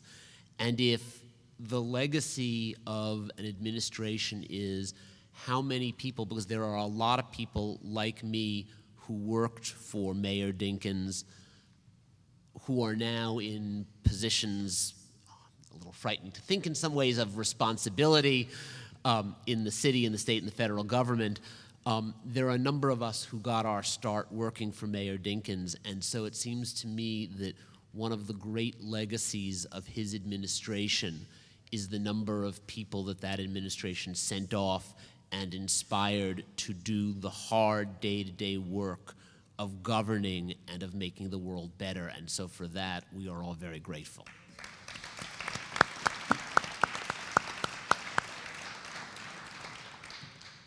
So I think the important thing, and I will try to discuss this in the context of policing and prisons, since that seems to be the topic of the day, is this. Whenever we do, at the Department of Investigation, we have, as Esther noted, jurisdiction over 350,000 city employees, 45 city agencies and authorities. We have both civil and criminal jurisdiction. We arrest people, we write reports.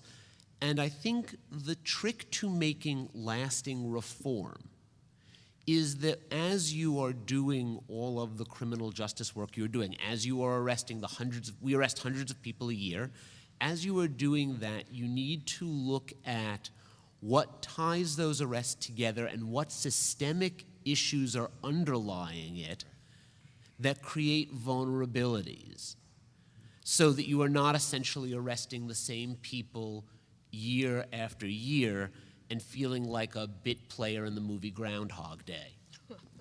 And let me talk a little bit about policing, then a little bit about prisons. So one of the, Esther mentioned that my portfolio has expanded. She suggested that that was a good thing. There are any number of days when I would heatedly contest that.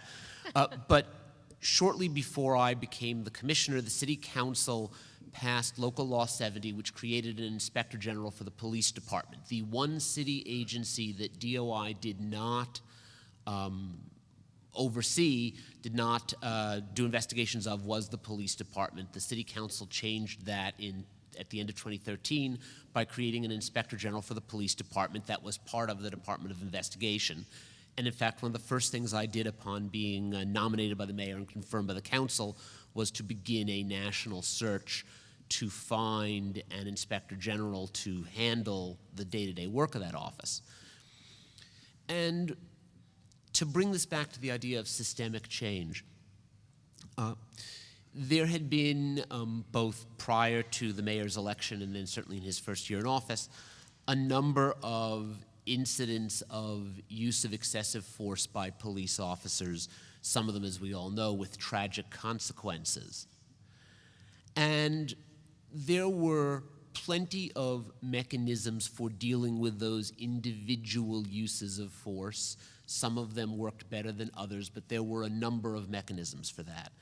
And so what we set out to do, the first thing we set out to do was to hire a staff, and I will tell you, probably the hardest job for anybody in law enforcement, and Mayor Nutter will probably say this is true for everybody in government, the hardest job for those of us running law enforcement agencies, my colleague Zach Carter is sitting here, he'll agree as well, is finding, hiring, and retaining a talented staff. And when you suddenly learn that you're going to have to hire 40 people to create an entire office all at once, it's a little daunting. So the first thing we actually did is went out and hired people. The next thing we did was we sat down and said, what are some of the systemic things that are linking this problem together? And last October, we issued a very comprehensive report on use of force within the New York Police Department. And I should say at the outset that Commissioner Bratton was a great partner in this. We worked very well with him, and he deserves tremendous credit. He deserves tremendous credit for a lot of the changes that are getting made. But we found a number of things, but two sort of stand out, and we'll make this point. The first was we reviewed several hundred instances of use of force, and we reviewed all of the evidence behind those instances. And we found over 100 instances of force where it was clear that force, excessive force had been used, where our own law enforcement staff were able to say, yes, it's clear excessive force has been used, and where that evidence had been presented to the commissioner's office, the police commissioner's office. Most of these occurred actually under the prior commissioner, Ray Kelly, although some in the first year of Commissioner Bratton's tenure. And we found that in a significant number of those cases, no discipline had been imposed. And that's a systemic problem, because if people come to believe, as Nick Turner pointed out, if nobody's looking, it makes it a lot harder for everybody to act with integrity. And so the first thing we And then the second thing we found, tied into this, was that there was absolutely no system for tracking use of force. In other words, police officers were not obligated to fill out a form, as they are actually at Rikers, every time force is used. And so although in certain limited instances, like after arrests, we knew when force was used, nobody, not the Department of Investigation, not the police commissioner, nobody could actually tell you how often force was being used, legitimate or otherwise. And let's remember, the police use force all the time. They are supposed to use force. They are, the one entity that we have constitutionally said may use force on other citizens, and often for good reasons. But in order for us to understand this, we need to know and accurately know how often force is being used. And to give you an example of how important that kind of tracking is, in 1972, the police department for the very first time announced in New York City that it would begin tracking shots fired by officers every time an officer discharged his weapon. And in 1972, the first year they tracked it, there were roughly 900 shots fired. Officers discharged their weapons 900 times. 1 year later, after tracking it for only a year, that number went down to about 600. In 2014, that number was 79. I'm not suggesting that because we tracked it is the only reason that number went the reason. So as a result of the report that we wrote, there have been changes in use of force discipline, but more importantly, the police department, and they had been working on this independently as well, but the police department now, for the first time, has agreed they will track all use of force. And that's a program that the police department is committed to getting up and running this year. We have been working with them. We will, of course, be monitoring this. But as a first step to looking systemically at the problem, what do we do to get change? The first thing we need to do is to know what we're looking at and to measure it. That alone is a major step. It's one that we have worked with the police department on. It is one that I believe will begin to give us both a baseline for understanding what we're doing and a way of tracking exactly where things are going wrong when they go wrong. And that's an example of seeing a bunch of isolated instances, individual cases of use of force, some of which were particularly public and particularly tragic, and seeing some of the things that tie them together. The second example I'd like to use involves Rikers Island.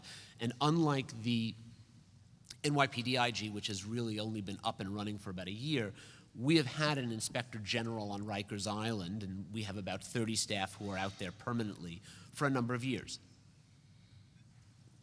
And I assume everybody here has read about some of the problems out on Rikers Island, so I won't detail them all, but there are real problems out on Rikers Island.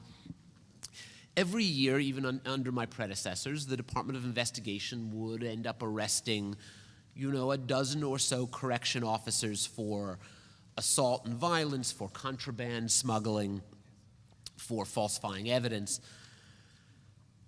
We began, shortly after I got to the Department of Investigation, we began an intense investigation of Rikers Island more systemically, and what we began to look at was, what are the commonalities between these cases that are leading to this problem so we don't end up arresting the same dozen or so officers every year for the same crimes without making any dent in what's causing all of this and what's making it so easy.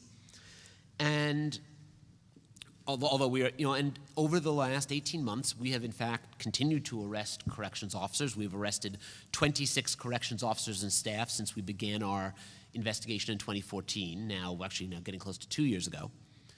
But we've also done this. We found that there was a huge problem of contraband smuggling for a number of reasons, one of which was it was easy. There was no functional screening system to prevent it. And to make that point, we did an investigation, and to make the point, because both the correction system and the correction officers union had been somewhat resistant to significant changes in the screening process, we sent an undercover officer. We gave the undercover officer 250 decks of heroin, 25 strips of Suboxone, half a pound of marijuana, a liter bottle of vodka, a razor blade. I think that was it. Yeah, yes, somebody said it would make for a real party. We put this on a single undercover officer, and we sent him through screening. And he walked through the screening checkpoints at Rikers 6 out of 6 times. Oh, man. At the point that we did this, we were able to go to all of the people involved in this, including the unions, and say, look, there is a real problem. It is not just the dozen or so people we've already arrested and the more that we will be arresting. There is a real problem with how this is done. We need to change the screening procedures. We need to use drug-sniffing canines at the entrances. We need to insist that everything go through metal detectors and X-ray machines. And because we were able to say, and by the way, next month we are issuing a report in which we are going to have photographs of the 250 decks of heroin and the 25 strips of Suboxone, et cetera, it got everybody's attention. And in fact, now, for the first time in the history of Rikers, everything that goes into Rikers is screened through X-ray machines. There are drug-sniffing canines at the entrance. DOI has its own drug-sniffing dogs. Some people have said to me, well, is it working? Because you seem to keep arresting people for smuggling contraband. And my point is, yes, that's actually the proof that it's working. Right. Because now we are really doing better screening and we are finding this. And as I said to the district attorney from the Bronx who prosecuted these cases, she and I were on the phone this morning about a case I can't quite talk about yet. I said, it may take us another year or so of doing this for people to get the idea that we are watching and we are serious, but we are going to get that message across, and that is going to ultimately bring down and begin to break the problem of contraband smuggling in a systemic way rather than simply trying to do arrest after arrest. Similarly, we found, as part of these arrests, that the department was not doing a very good job of screening applicants to be correction officers. We pulled, after having arrested a number of correction officers who had real red flags in their background files, we pulled an entire incoming class of CO's background files and did our own review. And what we found, and this was also detailed in a lengthy public report, was that about a third of the correction officers who'd been hired had red flags in their files. Either they had their prior violent felony histories, or they had gang affiliations, or they had already had existing significant contact with inmates, or had failed the law enforcement psych exam, but were nonetheless getting hired. If you are going to reform Rikers, you need, and let me say, just so that nobody says, oh, Mark Peters is once again, I was accused recently of being engaged in a witch hunt about correction officers, which is not true. In fact, the victims of smuggling are often correction officers. We arrested a correction officer a couple months ago for smuggling 17 scalpels into Rikers. Around the same time, as you may have read, an officer was rather horrifically slashed with a blade. So believe me, we really do worry about the safety of officers. Most officers are doing an incredibly hard job under incredibly difficult circumstances, but not all of them. And if you want a truly professional force, then the first thing you need to do is recruit and screen people to make sure you're getting the best people for this job. Since this report was issued, the Department of Correction has changed, and I want to compliment Joe Pont, the Correction Commissioner, who has been a real agent for reform, doing an incredibly difficult job. They have changed their screening procedures. They now do checks for gang affiliations. They now are taking very seriously prior criminal histories. And I believe as a result, we will see over time a real change in the staff that make up Rikers. And the third thing we did is a number of the arrests that we did, and a number of the, because we also arrested a number of inmates, obviously, at Rikers, involved people with mental health issues. And so we began to look at the provision, the Attorney General talked about the provision of mental health and the fact that prisons are sometimes the frontline mental health providers. That's a bad thing, although it's a little beyond my jurisdiction to fix. But what I can do is make sure that we are providing proper mental health care. And we did a long investigation that tied together some other arrests we'd done and found that the city was not providing proper mental health care. There were times when the city was being billed for mental health visits that we clocked in through surveillance at lasting less than a minute. I'm not sure what kind of counseling you can do for somebody in less than a minute. It takes greater skill, certainly, than I've got. But in any event, and as a result of this, the city acted very swiftly. Commissioner Pont acted swiftly. Mayor de Blasio acted very swiftly. The private health care provider that had been providing services, in fact, was discharged. The city's Health and Hospitals Corporation has come in to do this, and there have been a lot of changes there. So to sum all this up and leave time for questions, if you're going to try to change government as a law enforcement agency, what you need to do is not only the core work of finding people who break the law and arresting them. You need to do it every day, and we do it. You need to be always alert for what is behind that and what changes can we make to government to make those crimes less likely in the future. And that's the hard, tough work of government, but at the end of the day, to paraphrase Margaret Mead, nothing else will really make a change. Thank you. So our final panelist is Professor Daniel Richman, and his career in the academy as well as in government has been exemplary. And I'm wondering if you could help us now by talking about what you view as the most important challenges facing the criminal justice system, but also how the academy can work with government to ensure that new policies are actually effective. Thanks. It's really a pleasure and honor to be here. Briefly, I'm certainly not going to speak in very broad terms because I do want to leave time for the Q&A. But one thing, I think a theme, and this really emerges from a number of our distinguished panelists, is we're thinking about how to find data, handle data, and proceed in the world of uncertainty. Because those three things are all critical as we try to wrap our hands around a very complex problem. So, just for instance, I was showing Mayor Nutter. If you look at homicide rates between 2014 and 2015, they're spiking in a whole lot of places around the country. You have Baltimore's up 59%, Chicago's up 15%, and it sounds like it's going further in 2016.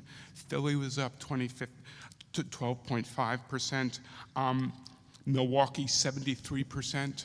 And then you look at New York, it's up only 4.5%. Indianapolis, 6.6%. Detroit's down. Boston's down for 25%. What's the story here? I have no idea. And I don't think that anyone does. We're not even sure when we really start to be rigorous on our analytic methods why crime dropped over the last 25 years. We talk about a New York miracle, and yes, due credit should be given to Mayor Dinkins. Cops on the street is one thing we're pretty sure has an effect on crime.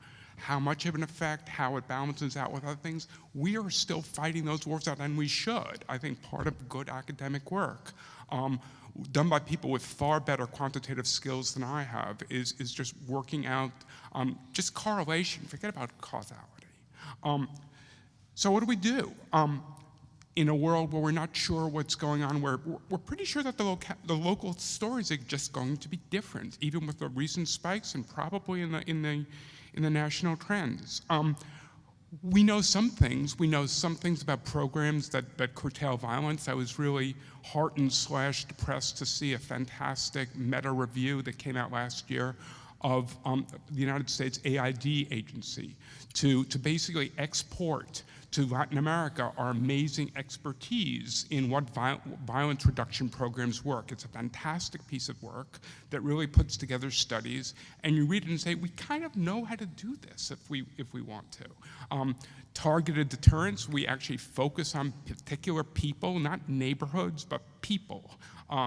cognitive behavior interventions. You just look through this. We know a lot. The question isn't figuring out sort of what sort of works. It's moving from what works to a world where where that knowledge needs to be deployed, and that's got to be at a local level. Obviously, the feds can help. They can push this information out in glossy brochures, but without funding, and not just the feds, I include Vera, MacArthur, and there's some great organizations that are doing it. We are not going to bridge that gap between what we know and what we do.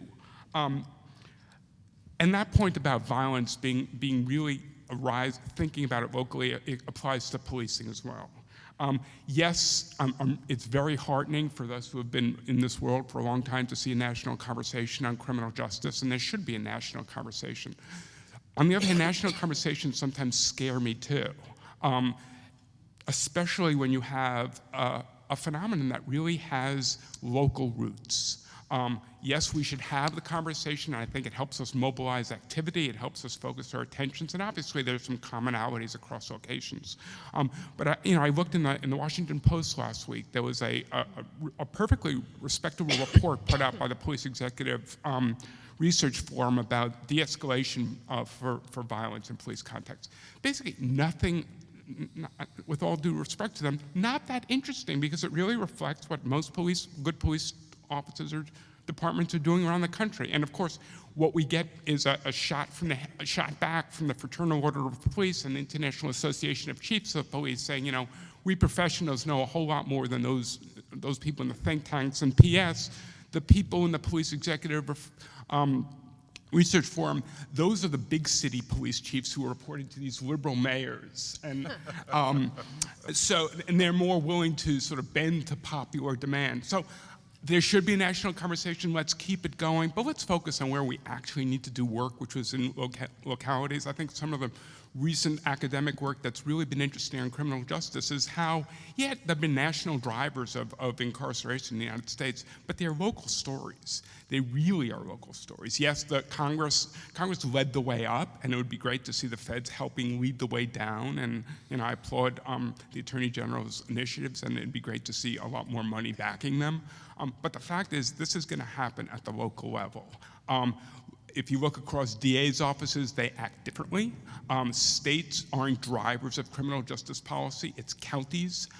If you want to do real work in this area, you need to think at the county level, and it's not fancy. And elite academics sometimes shy away from it, and they flee to the federal system, which is not representative. That's where the action has to be. Another thing scholars can do is do no harm. If you read a lot of scholarly literature, some of the lighter stuff, it makes you think that our prisons are filled with low-level drug offenders. It's just not true. If you look at our prisons, violence is the driver of incarceration. I'm not saying that there's the right amount of incarceration or that incarceration is the answer to violence, but unless we talk in the same conversation about violence and incarceration and policing, we're going to get nowhere. And I think just part of the contribution that academics can make is just keeping the focus on what actually is true and not the world they would like to create, because wrapping our hands around what is really the most important. Scholars should also look beyond the headlines and hold prosecutors and police to account for their programs. There are great glitzy names out there. There are conviction integrity units. There are this program and that. Great programs. I applaud them all. We really need to think about whether they're working or not. And this is the conversation I was having with Nick Turner before this. Yes, there's a lack of transparency in the sense that we don't have really good statistics for a lot of important things in the criminal justice system, and we should look for them. But it's not opaque in the sense of we know what's going on in the streets. You want to sit in a courtroom, you go sit in a courtroom. You want to figure out what's going on in the county, there are innumerable people who, particularly if you give them a beer, will talk to you at long length about what's going on in the county. This isn't not transparent. We don't have the statistics for beer to look at it from New York or from Washington to look at it and figure it out from a distance. The great thing about our criminal justice system is also the challenge. It's huge, but it is fragmented. We built this up piece by piece. We can build it down piece by piece. And you shouldn't be put off by the Attorney General with all her apparent powers saying, I want to make it so any one of you can help make it so. The whole idea of a local system is that the Attorney General of the United States really has very little power over most of what's going on in the incarceration system and in the policing world that we're thinking of. I think they should do a lot more to sort of force police departments to right size. If you can't afford good training, and if you need to balance your budget on the backs of people you arrest and fine, you ought to be disbanded. That's something that obviously litigation can promote. But other than that, this is something we're going to get the criminal justice system we want. It's not what Congress wants, it's what we want. And I think academics can remind us of that. Thank you. Well, we have we have a little time for one round of questions for our panelists. So what I'll do is I'll read a couple of questions and then give each panelist an opportunity to answer which one of those questions they choose. And I'll do that quickly. One question is, how can New York City fund humane alternatives to prisons, especially Rikers Island? The second question is, what are some ways, and I think, Dan, you touched on this, some ways people not already directly involved in law or policy, how can they get involved in changing Americans' minds about criminal justice? There is also a question here directly from Mark Peters, which I thought I'd give it to you, literally and figuratively. My domestic partner who served a sentence in the 1990s recently applied for a taxi license and got denied due to background check. This is really a great question because it hits home. You think there's any way New York City might follow in the footsteps of Philadelphia so folks like my boyfriend can get his life back? And then finally, how do we reconcile the growing use of for-profit prisons with criminal justice reform? So I would like to just go down the line for a couple of minutes for each panelist to either respond to any of those questions or make some response to any of the other remarks made by panelists. And we'll start with Nick. Okay, so very quickly, I'll take the first and the last question. But so the last one, someone asked about the growing use of for-profit prisons. I may sound like an iconoclast here. For-profit prisons are not growing. They are probably the apotheosis of what is ugliest in our system, the notion of profiting off of incarcerating people, but they represent about 6 or 7% of the people who are incarcerated. So I would say that the state does a perfectly good job at incarcerating that other 93%, and to focus a ton of attention on private prisons in a way misses the boat.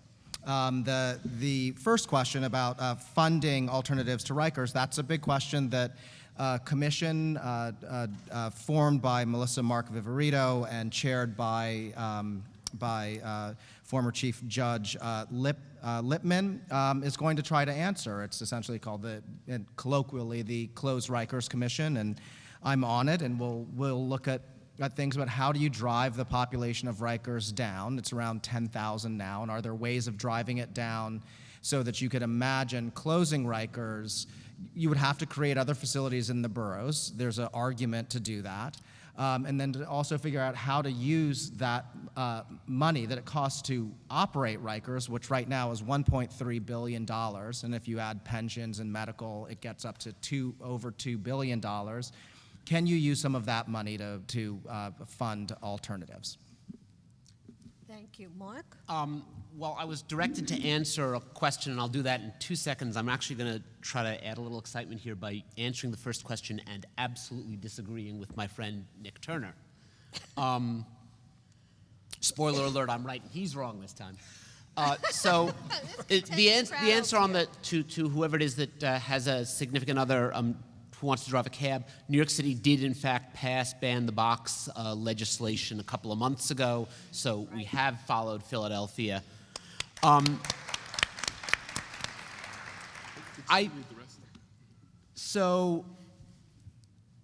actually think that closing Rikers is a remarkably bad idea. And I think that indeed spending a lot of time discussing closing Rikers is a bad idea. And here's why. Rikers Island, actually, by the way, just so that we're all clear, Rikers Island is not one facility. It is 10 absolutely separate facilities that happen to be on a single island. You can't walk from one facility to the next. You actually have to drive. People, both corrections officers and inmates in each facility, are functionally in separate facilities. If you are at AMKC, you have absolutely no interaction with GRVC. Here's the problem, though. In addition to the fact that it would cost many billions of dollars to build new facilities and would take huge political capital to convince 10 communities to take all of these new systems, so that as a economic and political matter, it is likely impossible. And that alone makes discussing it a bad idea, because people have only so much bandwidth to think about what do we do to fix Rikers. And when I say I think we should not close it, that doesn't mean we should not fix it. I spend a lot of my day every day working on fixing it, and I have 30-odd people out there, doing dangerous undercover work trying to fix it. There's limited bandwidth and brain energy people can devote to any subject, including fixing Rikers. And time spent talking about something that is economically and politically essentially impossible, and the mayor has said that as well, is time not spent on the sort of day-to-day stuff that we need to do. But here's the other point. The big problems we have at Rikers are as follows. We have a significant number of correction officers who are either corrupt or brutal. I'm not saying all of them, in fact, most of them are not, but we do. We have a huge problem of violent gangs in prison, and now what we have seen is a problem of violent gangs outside of prison and inside of prison, communicating with each other, organizing with each other, and creating an underground economy with one another. And I actually expect to have a lot more to say about that in the coming months. And we have a failure to deal with things like mental health systems. If you take Rikers and you spend, even if you were prepared to spend the money and you were prepared to put in the political capital to create 10 separate prison systems, you would still have the same corrupt and brutal problem of corrupt and brutal COs. You would still have the same problem of violent prison gangs. You would still have the mental health problems. All you'd really done is spread it out in a lot of different places, making it harder to regulate and monitor, and if anything, a little less transparent. So, and I'm being told to wrap it up. I think, in fact, to your question, what do? We commit ourselves every day to fixing the system we have with the hard day-to-day work that needs to be done. Thank you. Mayor Nutter. Yeah. So I know I'm nowhere near the brightest person around, but I'm at least smart enough to know not to wade into New York City politics or policy. So, as I say back home, nice try on that. But I will. So I didn't even know that Rikers was 10 facilities. I hear about Rikers all the time on Law and Order, but. But what I will say, without wading into that issue, but we did. Mark and I had some conversation in the back earlier, and this finding 10 communities to take facilities reminds me of conversations back in Philadelphia about halfway houses, homeless shelters for nonviolent people, or when we tried to locate somewhat without big public notice a home for domestic violence and abuse women victims, and the community was upset that we didn't make an announcement to tell everyone where the place was. Why? So the abusers can just show back up, so I mean, people want solutions to problems, and basically it's fix it, put it somewhere where it's not near me or anyone else, which of course is just unrealistic. And so I can't even imagine that particular situation. I think the closest I'll get to any of the questions is the issue about what the Department of Justice can or cannot do at the local level. And I mean, it's a very powerful agency, but there are some things, as was mentioned earlier, really are local in nature. But the one thing that I do want to push the Department of Justice and the federal government on is the fact that every police department, there are 18,000 police departments in the United States of America, all of whom are required to report Part 1 and Part 2 crimes, the violent ones and then the generally nonviolent crimes in the Uniform Crime Report, UCR. We are not required to report officer-involved shootings. The federal government, the Department of Justice, should require police departments to report officer-involved shootings and citizen shootings of police officers. Again, as was talked about earlier, you can't even get a handle on what's really going on if you don't have any data. And just like we track homicides and shootings and burglaries and properties and car thefts, et cetera, we should be tracking this particular issue to get a much better and broader and wider and deeper understanding of what is going on in communities all across the United States of America. Second, more and more mayors and police chiefs need to call on the Justice Department, the COPS office, to participate in the collaborative reform program. Our commissioner at the time, Police Commissioner Ramsey, asked Justice to come in. We had a high number and growing of officer-involved shootings. We asked the Department of Justice to come and evaluate our use of force policies, officer discharges, et cetera, and we've seen in just the last couple of years a precipitous drop in use of force, and as was discussed earlier, we need better training for our officers and more funding to go with it, and de-escalation tactics and strategies. Every encounter with a police officer does not have to result in your head being slammed on a car or someone being arrested or other things that have resulted in tragedies. How do you de-escalate that encounter to leave someone with their dignity and respect and an understanding that these men and women are doing some of the most dangerous work anywhere, working in some of the most dangerous communities, and engaged with some of the most dangerous people around? Everyone in prison is not guilty, and everyone in prison shouldn't be there. But ladies and gentlemen, there are some people who need to be locked up. They are dangerous and crazy. That is a really bad combination. And so calling in Justice to evaluate how you're doing what you're doing is not a sign of weakness, it's actually a sign of strength. Because you know all is not well. The only way you're really going to bring police and community and police together is to reestablish that sense of trust and acknowledging that we're not perfect. Every officer, I think New York has, 36,000 police officers? I mean, it's 1.5 times the entire workforce of the city of Philadelphia, but we have 6,400. There's no mayor in America that can say that every one of those officers at every moment of the day is following every rule and regulation. That's impossible.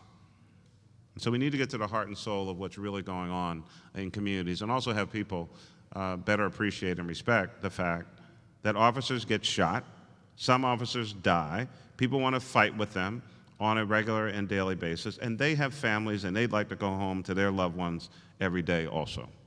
Thank you. Thank you, Mayor Nutter. Dan, you get the last word on the panel. Well, then I'll make it particularly short. If we're going to focus on Rikers, the idea that we're not going to focus on delays in criminal court dispositions is ridiculous. Again, part of the way we've carved up our jurisdictions is that the mayor takes responsibility and takes a lot of heat for Rikers, and at the same time, the whole court system, or the DA's office in the Bronx and the judges in the Bronx, and I'm picking on the Bronx on purpose, is something that, again, this isn't a lack of transparency. We know what the problem is. The statistics may be, we could get better, we can get worse, but we all know this, and when a newspaper decides to cover it, it's there. Now we have to connect it to Rikers and think about what to do about it. Thank you. Before we close, I just want to take one moment to recognize somebody here who has been my hero for a very long time, Billie Jean King, who star in putting women's tennis on the map, but also someone who has fought for women's rights for her entire life. a good friend of Mayor Dinkins, thank you for being here. And I knew I run the risk of alienating everybody else here, but I don't care. Thank you. And thank you to the entire panel. This has been an extraordinary conversation, honest, thoughtful, provoking, and important discussion about one of the most important issues facing us as a nation and as a city today. And thank you, Mayor Dinkins, and thank you all for staying. We hope to see you again next year. This concludes the 19th Annual David and Dinkins Leadership and Public Policy Forum. We thank you for joining us. You may exit through both the back and side doors. Please travel safely and have a wonderful day.